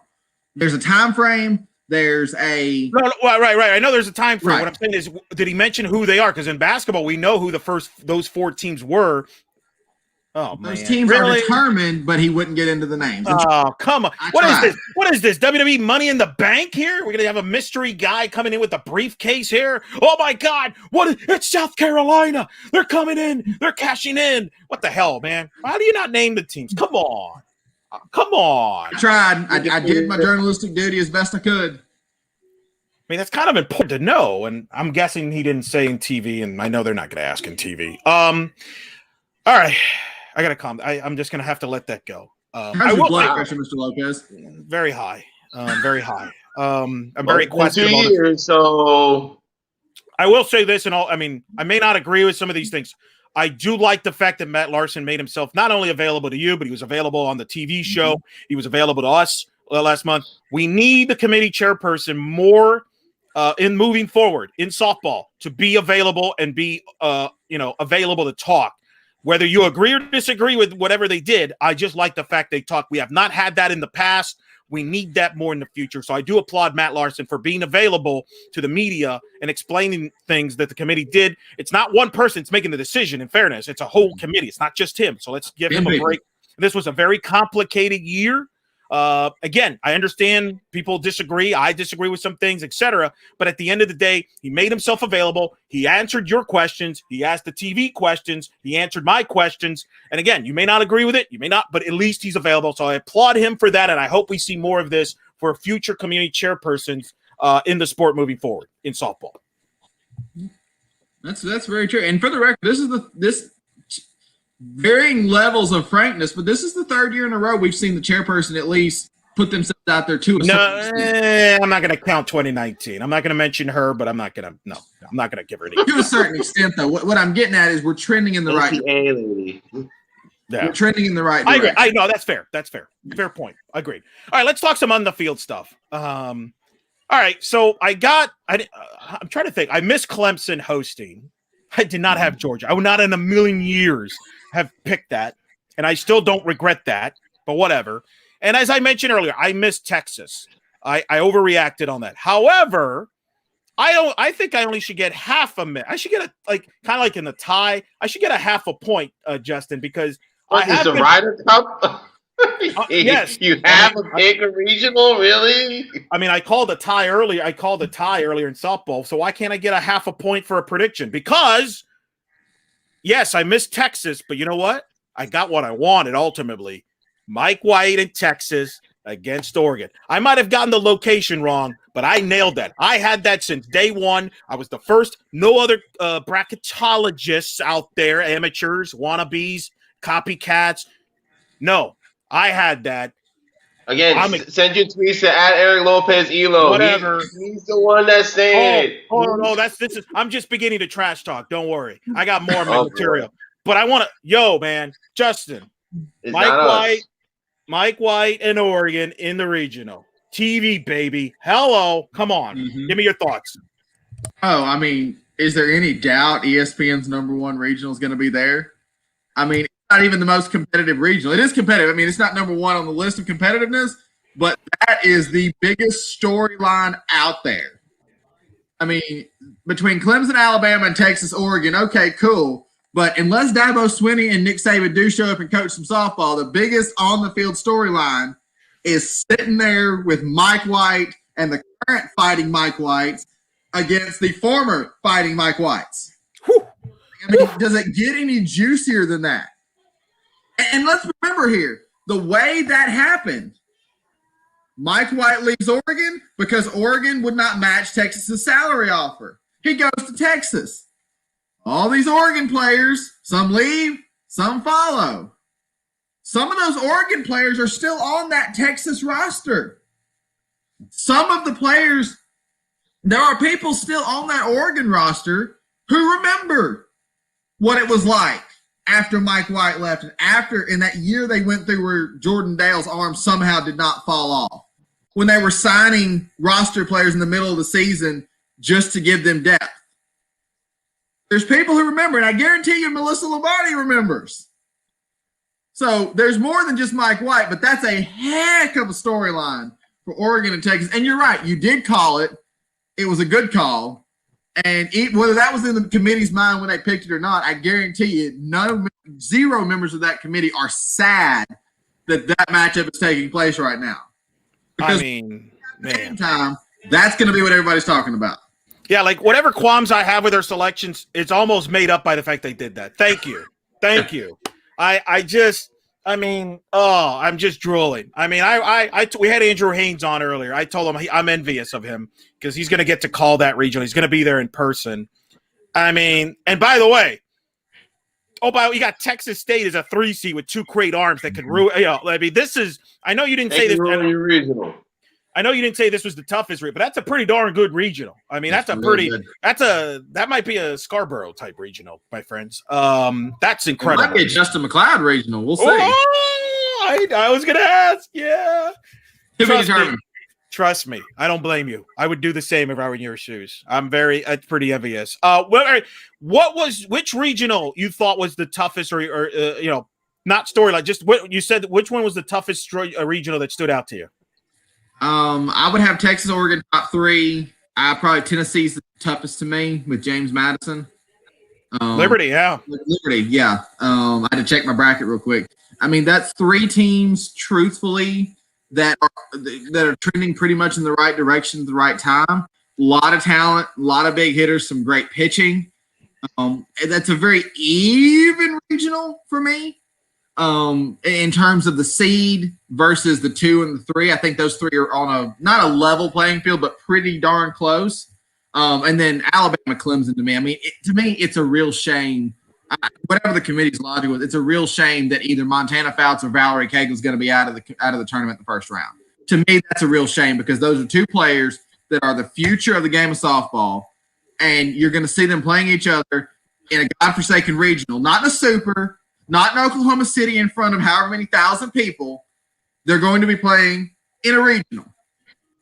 It's going to be on TV. It's absolutely going to be on TV. Well, Alabama could be in trouble. Alabama could be in big trouble. This could be a short stay for Gray and Tom doing games because Clemson can beat them. And they own them in football. But you better be careful. If Dabo Swinney shows up in that building, he is an Alabama alum. I don't know. Is his cousin still? No, I don't think his cousin's still playing at Clemson. Is he? No, she did not take her COVID. Oh, that would have done. It would have been too good. That would have been the storyline. Dude, Mike right here. No, I'm kidding. All right. So, what is your top three regionals again? If we're talking in terms of toughness of the regional, Tennessee 1. Probably Bama, Clemson 2, Texas, Oregon 3 for me. Vic, what do you got? Well, I got Knoxville 1. I got Lexington 2. Don't count out Miami of Ohio. They got some pretty good players, and got Carrie Spade, who's the top 10 finalist for Freshman of the Year. That's a name to keep an eye on. Watch out for that. Watch out for that regional in Lexington. And I think for number 3, I think it's gonna be Austin number 3 because of course Texas, Oregon, but Texas State, and don't count out St. Francis. Andrew Haynes, who's gonna be there. St. Francis, hey, just because Jennifer Patrick Swift left doesn't mean the cover was not bare for the Red Flashes. So don't assume that Texas is going to have themselves an easy path to that winner's bracket game. St. Francis, and remember, and Andrew Hayes brought this up when we had him on, Texas pitched Shade O'Leary in 2019 versus Sam Houston State. They lost that game, and they had to battle their way out of the loser's bracket to get to Supers. So it can happen. I will throw out a couple. It might come out biased, but I'm going to tell you something. Tallahassee, Florida State, Kennesaw, round 1. Hello? Trip McKay, Kennesaw State. We made the case for them yesterday. They've beaten Auburn. They've beaten UCF. They've got a pitcher that could do it. That is a difficult one for. Then you got UCF and Auburn there. Yeah, Vic, you were to say? And remember, Kennesaw State, Auburn, and Florida State played a round-robin tournament early in the year due to COVID issues within Florida State that caused them a series. So they know each other. Those two teams know each other from playing earlier in the season. Know each other, baby, too well. But then you got UCF in the mixer with head coach Cindy Ball-Malone, one of 3 active head coaches to have taken a West Coast program and an East Coast program to the NCAA tournament as a head coach. 2 of those 3 active head coaches will be on Tallahassee Regional with her and Lonnie Alameda. The aforementioned Clemson head coach, John Rittman, being the other one. She's one of 23 head coaches active to lead to 2 programs in Division I. Kendra Lynch, the assistant there, was on the staff of Florida State when they won the national title. UCF and Florida State did not play this year. They did play in 2015 in the regionals, a memorable regional where Alex Powers hit a walk-off trip, a base hit to win it as the Noles came from behind to beat UCF. So it's interesting, too, because that year they didn't play in the season either. So interesting matchups. And I think the new Vic for UCF now is even years, Gainesville, and if it's odd years, they go to Tallahassee. I guess that's the new trend. Hey, you're the one broadcasting the games for UCF, so you know that trend better than me. How am I getting to Tally, man? 4 hours. Somebody give me a ride. I don't know. But anyway, I think that's a tough regional, man. Kennesaw's tough. That was my original point before I ranted. Tough regional there, Justin. It is. Kennesaw's not a bad team, and if that's your low seed, I mean, it's a tough regional. And for the record, y'all probably talked about this before I got here. Matter of fact, I know you did. Wichita State probably has the best case for being the most screwed team in this regional. Yes. Excuse me, in this tournament. Washington can say it all they want, but after the season Wichita State has had, oh, by the way, guess where we're going to send you, Shockers? I mean, I don't know how. Norman. There you go. See? I mean, I don't know how. I don't understand the logic there. And truth be told, I didn't even get into that with Matt Larson because I know it's as a metric. I get it. But looking at Wichita State and the season they had and their performance and who they played, it's absurd. Wichita State got screwed. And I don't know. I mean, and Lopez, I know you just got back. I think Wichita's got a better case for being the most screwed team in the tournament more than Washington does. Uh-oh. Got more caffeine in my system. Oh, Lord. Caffeine says. Yeah, allegedly. Yeah, I agree. I was shocked. I can't imagine what Christie's face was when, like, what? I got to go to Norman? Wait, no, you did not just say you were shocked about what happened to Wichita State. I just spent 2 minutes being very careful not to say I was shocked about what happened to Wichita State. I was shocked. I was surprised. I really thought they were going to Arkansas, but listen, you weren't surprised. You weren't astounded. You were shocked. Amazed. No, bewildered. I was surprised. No, bewildered was when I saw South Florida pop as a 4 against Florida. I still can't believe that. By the way, that regional ain't a cupcake either. No, it's not. Quality arms there. South Alabama, right? Baylor. Yeah. How about Baylor getting a 2? Baylor, Mississippi State getting a 2. Let's just throw out the numbers. Keep the 16. Throw out the rest of the numbers. These are just teams. All right, can I brag, by the way, as the only person in the country? Okay, no, I won't. I'm not going to do it anyway. I'm the only person in the country that had Northern Iowa in the field. That's correct. Thank you. Hey, Justin, I know you got friends on that Northern Iowa staff. I want my props. Can you make that happen? Because I put North, and I'm happy they got in. Sammy with company there, but they got in. I don't, the seating was interesting, but nonetheless, they got in there. Iowa game. Well, I predicted that. I nailed that correctly, actually. By the way, kind of absurd that I picked Villanova correctly in Arizona. I don't know how that happened. Props to me on that. But your thoughts on Northern Iowa getting in 2 from the Valley? I think it makes sense. I mean, we made the case for Northern Iowa last night. They've got some good wins. Matter of fact, Iowa State, who they play in the first round here, they split the season series 1-1. Had some good wins, played some good teams that they lost to. I thought the Valley should get 2 in. I like Northern Iowa's resume better than I like Illinois State's.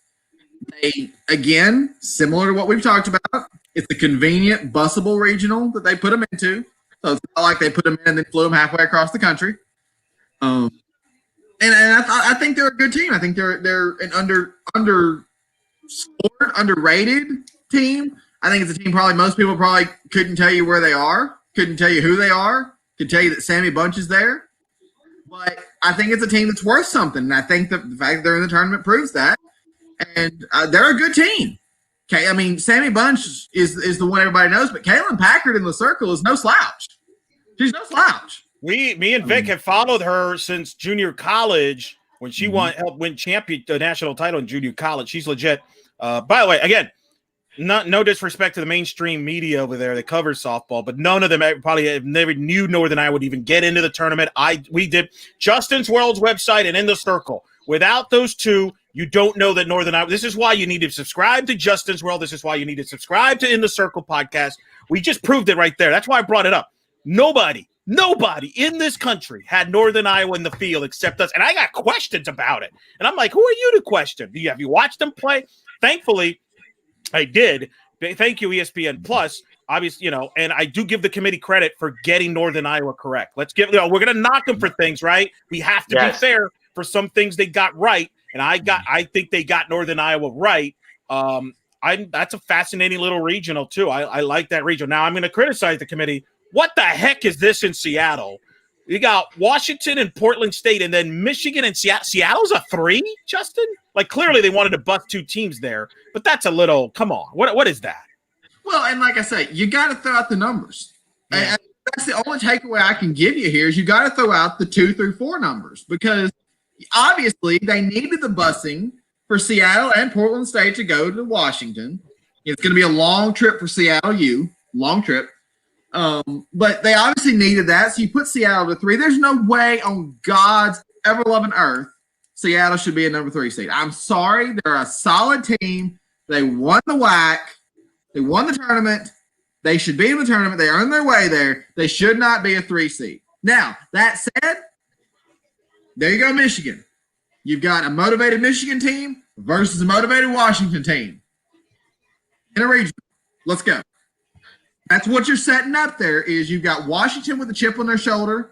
You've got Michigan with a chip on their shoulder. And I'm sorry, but I would not even want to be either side of Carol Hutchins or Heather Tarr or their respective programs with a chip on their shoulder. And now they're going to play each other and somebody's going home.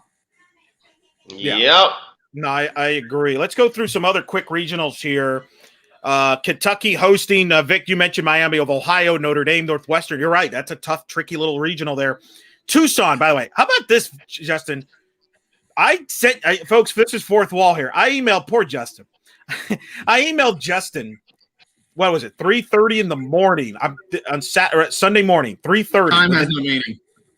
Because Justin told me, hey, I'm going to release your final bracket Sunday morning, and Victor has known me for way too long. So he knows I'm a sociopath when it comes to this stuff. So he's not surprised by this. But Justin, this was your first experience dealing with the sociopath that I am. When it comes to this stuff, I literally, Vic, emailed Justin at 3:30 in the morning with 5 changes I wanted to my brackets before he posted it. One of them being to move Ole Miss from Arizona State to Arizona and to move Villanova to Arizona.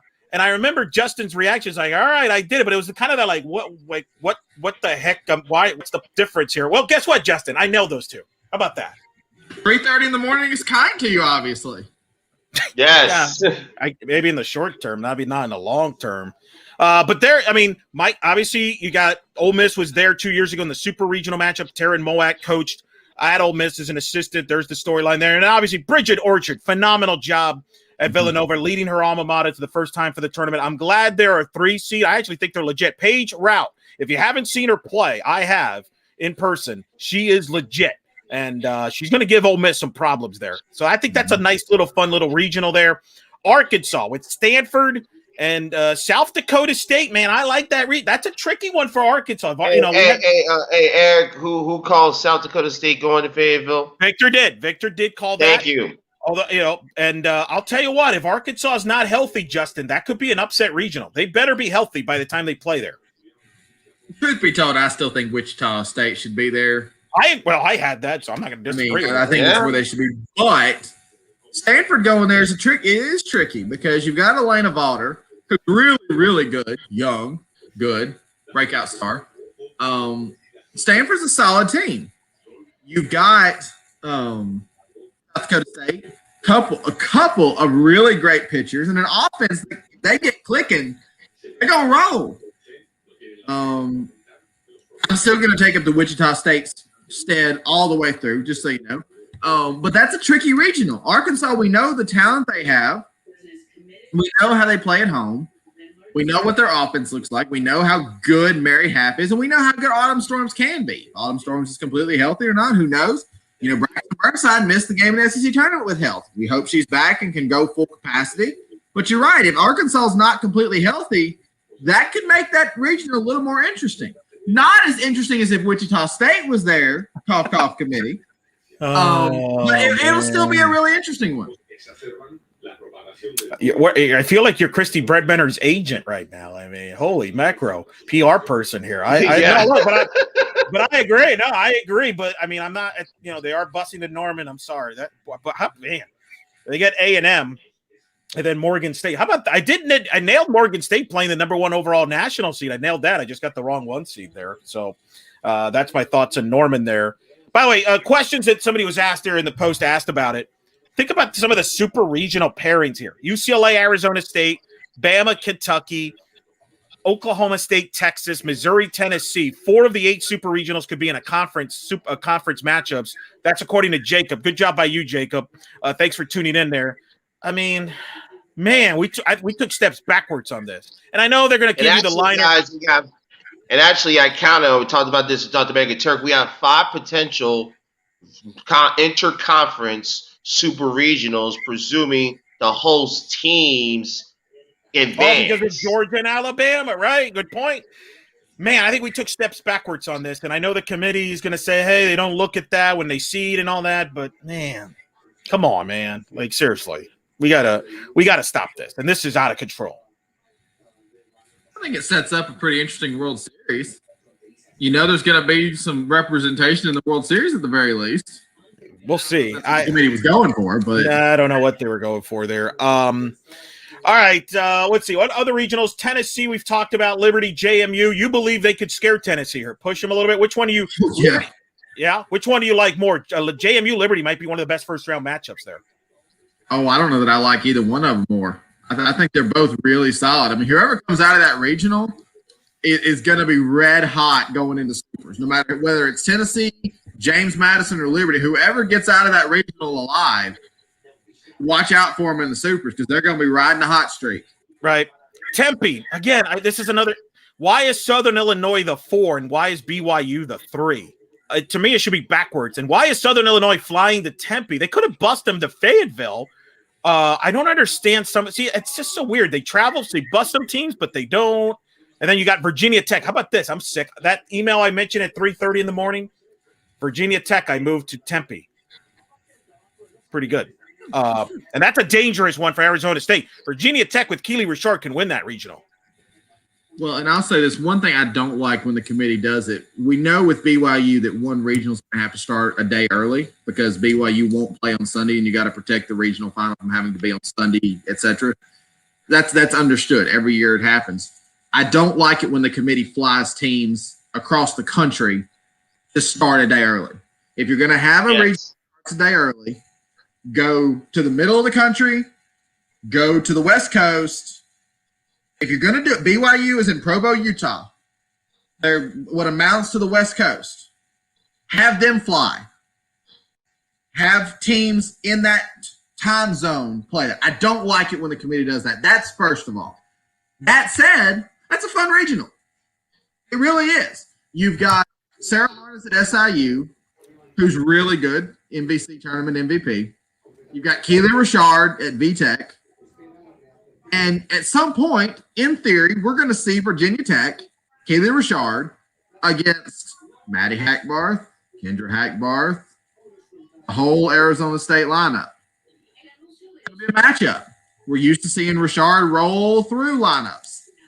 No matter who wins, I don't think he's going to be rolling through that one with a bunch of strikeouts and nothing else.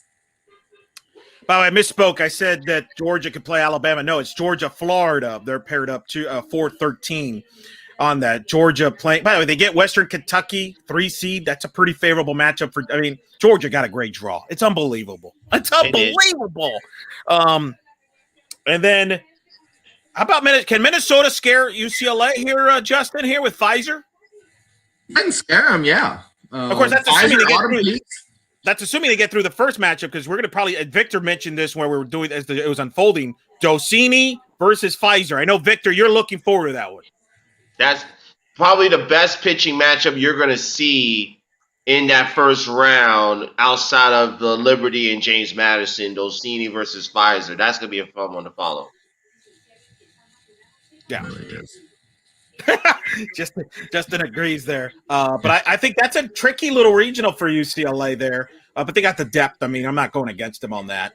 I'm just kind of scanning through this. Obviously, LSU, we had Beth Torina on.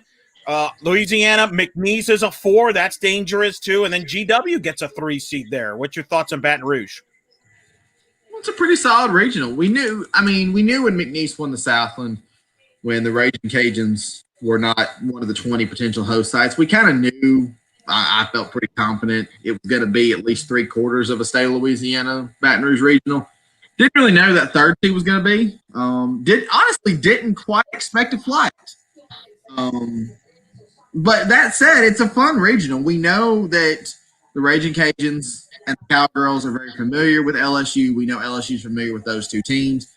You got some talent on all 3 rosters, but there's a lot of familiarity. And you can't look at just the talent that's there, the level they play. You got to look at the familiarity. That makes a difference. So that familiarity is going to make it a really interesting regional. The GW, I mean, they've got some real studs on that team. Jenna Cone, Sierra Lang, Jessica Lindquist, keep going. I think that's not a slouch of a roster. And truth be told, that's a roster that could beat the Cajuns in game 1. Wow, that could be tricky there. Stillwater, Oklahoma State gets Campbell. Sharona McDonald's done a great job at Campbell. Mississippi State. A lot of orange. Mississippi State. Coach Ricketts gets the Bulldogs in. And then Ashley Waters, Justin, a 3 seed. Glad they got the respect in there with the 3 seed. I think that's fair with what she's building over there at Boston. Yeah, I think it's good. I mean, I have questions about I have questions about Mississippi State being a 2 seed. I understand they got hot at the end, but body of work all season, a 2 seed, stretching it a little bit, I think. But Boston is a 3, I think is fair. Had a high RPI, maybe a little inflated because of the flawed metric. I get that, but they did have a high RPI. Had a really great regular season record. Didn't play a whole lot of people. Lost twice. Sorry, no matter who you play, losing only twice in 34 games is an achievement. You got Allie Dubois, probably the best pitcher that the most people don't know. Insanely good. I think it's a fair appreciation for Boston U and what they did this year. I don't know that there's going to be a lot of difficulty in the eventual regional winner there, but I think the route getting there could be really fun. I think there's some good talent. I think we could see some good games. Vic, you got any last questions for Justin? Which national seed, Justin, do you think is going to have the hardest road to potentially get to Oklahoma City out of the national seeds, not the teams that are hosting, the top 16 seeds? Who has the toughest road to get to OKC? Ooh, that's a tough one. It's a really good question, Mr. Anderson. Thank you. Oh, you stumped him, Vic. Yeah, well, I'm trying to make sure I've got my super regional matchups memorized here before I say something completely stupid. Actually, I think it's going to be Florida. I know it's a little surprising to say, but correct me if I'm wrong. Who does Florida match up with in the supers? Florida will match up with Duke in their Georgia. super. If the seeds hold, if the host holds, it will be Georgia. See, and it came down to me for two SEC teams, in all honesty. I think you're going to either have a Georgia team that is, motivated because they were disrespected to a certain extent by not being able to be the seed at their own hosted regional. But at the same time, if they come out of that, it's because they've beaten Duke. And they've beaten Florida before, and they're familiar with Florida. Played them this year even. So you've either got that or you've got Duke, well, in all likelihood, I mean, barring like a earth-shattering upset. Or you've got Duke, who's coming off an ACC championship, who will have come out of not being able to host their own seeded regional. And Florida, we've talked about it. I've written about it. Florida does have some flaws. Those flaws have not been exploited very often this year because you do have the Charlotte Eccles and the Kendall Lindemans of the world. And again, Tim Walton's team is going to do what Tim Walton's team is going to do. But I think that might be an interesting road for them. They don't have the easiest regional. I think they're going to win it. But that's not to say they're not going to have some missteps along the way. But then when you get into the supers, if you're facing Duke or Georgia, either a Duke team or a Georgia team is going to be highly motivated. So I think it's going to be difficult for them. Other team I was considering, let's see, who matches up with the Tennessee regional in supers? Is it LSU? Missouri. Yeah, Missouri. Thank you. I don't have it in front of me. All just in full disclosure. Well, it's funny. I keep saying that conference tournaments don't matter, but yet clearly it mattered for the SEC with Missouri and Tennessee. I think the two teams making that run. More. Right. I mean, that's the kind of the annoying thing if you're a fan. And I know we had a listener that said, hey, well, it helped Florida in 2019. And that's true. It seems like they care more about the SEC tournament than they do about the other conference tournaments. And I have my reasons because, and I think a big part of that is because, the SEC tournament gets promoted a lot on a network, whereas other tournaments don't. Yeah. The Pac-12 is paying for their Yep. Yep. And for the record, the Pac-12 has a representative on the selection committee. One of the members of the selection committee comes out of the Pac-12. So it's not as if they were underrepresented in the committee room. Oh, I don't want to be that person coming back and answering questions. Oh, but again, I don't hold the same opinion of unfairness that other people do. I think some teams maybe – like Washington's a little lower than they should be kind of thing. I don't necessarily think the Pac-12 is as disrespected as the Pac-12 thinks they were. Oh, I know that. Vic knows that. I know that. Good luck explaining it to those people out west. I know those. I have friends there. My phone, first of all, my phone is just out of control right now. But, those coaches, I want to see those media availabilities this week. Holy macro. At the time talked on ESPN, you out Sirius XM earlier, Sirius XM on late Sunday night. Needless to say, she was not too happy about the things that I've gotten to know Heather a little bit. Yeah, go fiery. Yeah, go fiery. Ooh. She'll let you know how she feels. Yeah, but what are you gonna do there? All right, so. Justin, have I earned a return to Justin's World for next year? That I might grade my performance. Do you need Vic to kind of be, ESPN used to have this guy they hired to kind of critique the internal work? Do you want Vic to critique my bracketology on the show? I'm about to say, what you call me, Stat Boy now? Yeah, You're an ombudsman. Ombudsman. Thank you, Oddbudsman. Do you want Vic to be odd? Or you could be Oddbudsman. One of you two could be, or maybe both of you could be Oddbudsman and critique my work. Vic, you go ahead. Well, let's see. Eric missed one of the 64 again. I won't. I missed the SEC team. I mean, I know. Go figure. Is anybody really upset that I missed that? I mean, you know. I'll give you a pass on the host because who the heck knew Georgia was going to be hosting as a 2 seed? And technically, I overreacted on Saturday on the Texas-Oregon game, but I gave you Texas-Oregon storyline, so I should get half a credit. I mean, come on. I mean, you know, come on. I'm gonna be egotistical here and say I think I made that happen. I mean, you got 14 out of 16 teams. You got them in a way different order, but 14 out of 16 hosts. Well, yeah, the seeding. I told you I did not feel confident about that, and I don't know what to tell you about all that. But you were confident about the bubble. Yeah, and look, and to our credit, we talked a lot about Kennesaw State on Saturday as a possibility. I just didn't think they could get in one game over 500. But they have the wins: Auburn, UCF. Second place team in the A-Sun. Obviously, the wins, Victor, to your credit. You mentioned this on Saturday. They did beat Liberty during the season. They did take 2 out of 3 from Liberty. So 2 out of 3 against Liberty. They took a game at UCF. They beat Auburn. To your credit, Victor. Clearly, that was impressive enough for the committee. Yeah, and I said that it was a possibility that they did get in, they will bust to an SEC side. I thought it'd be Alabama. I didn't think it'd be in their home state. Well, no, Kennesaw's busting to Tallahassee, my friend. Tallahassee. Excuse me. Thank you. Yeah, but it's still remarkable that Kennesaw State, who's Trip one game McKay. over 500. McKay, man. Wow, one game over. They get in. The A-Sun's been upset for years about not getting that second team in a couple years ago at Florida Gulf Coast. Boy, they got one here. They got one. But I'm glad. You know what? I'm glad. It wasn't at the expense of another mid-major, because that sometimes happens. It was at the expense of an SEC team. That's shocking. I'm shocked by that. Yeah. It's unbelievable. It's the most unpredictable. It is. I mentioned it during it. I thought it was going to be the most unpredictable selections of all time in softball. And I think it lived up to that. That's pretty wild. Justin, kind of give the audience your final thoughts, and then also where you can find work, because unfortunately we're just beginning here.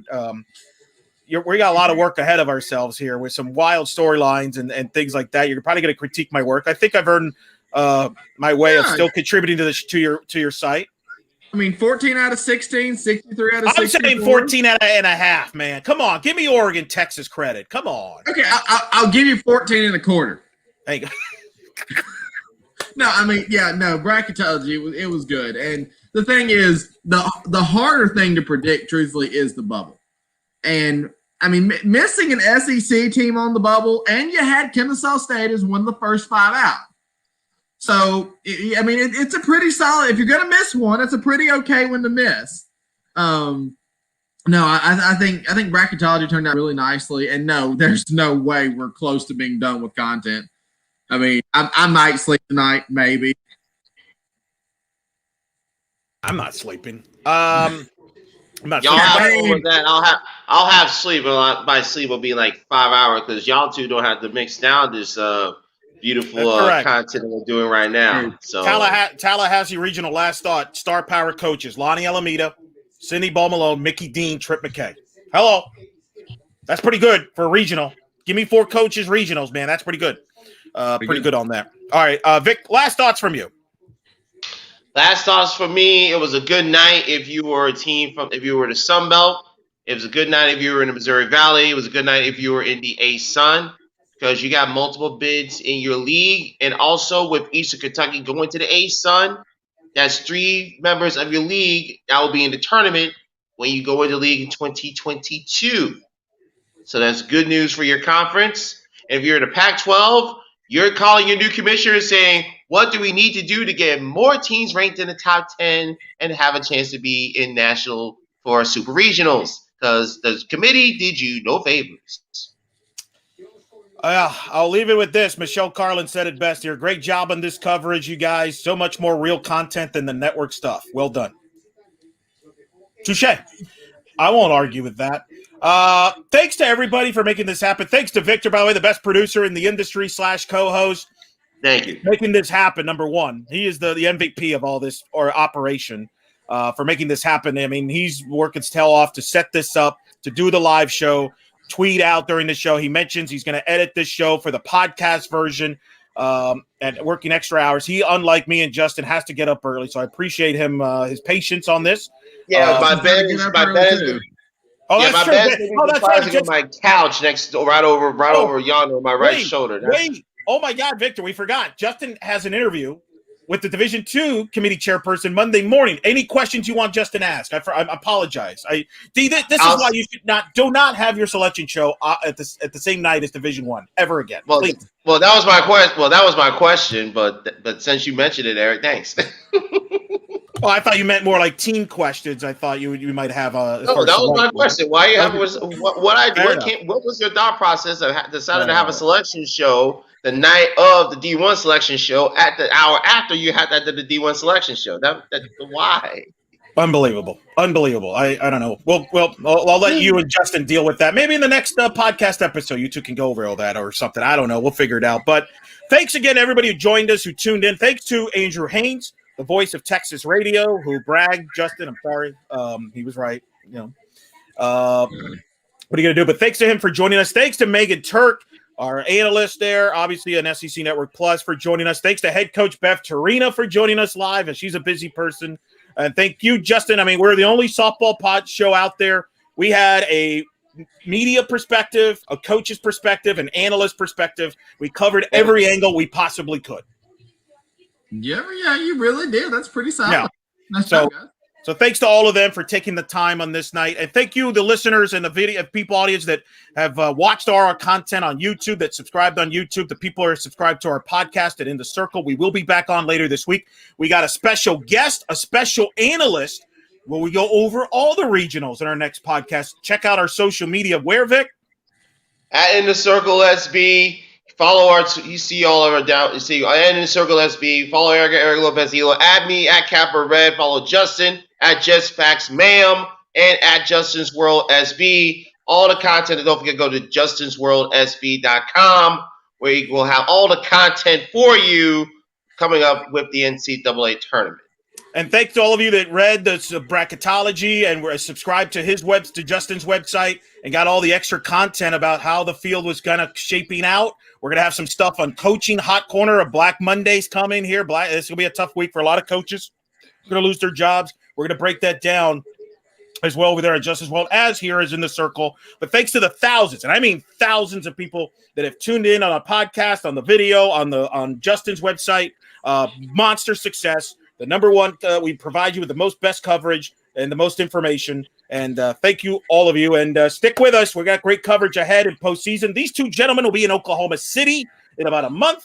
I will be here in the studios. We'll be covering it. We have a lot of guests still to come and a lot of great coverage as the road to Oklahoma City is officially underway. So for Victor Anderson, for Justin McLeod, and for all of you, I'm Eric Lopez saying good night. And we hope you've enjoyed this edition of In the Circle.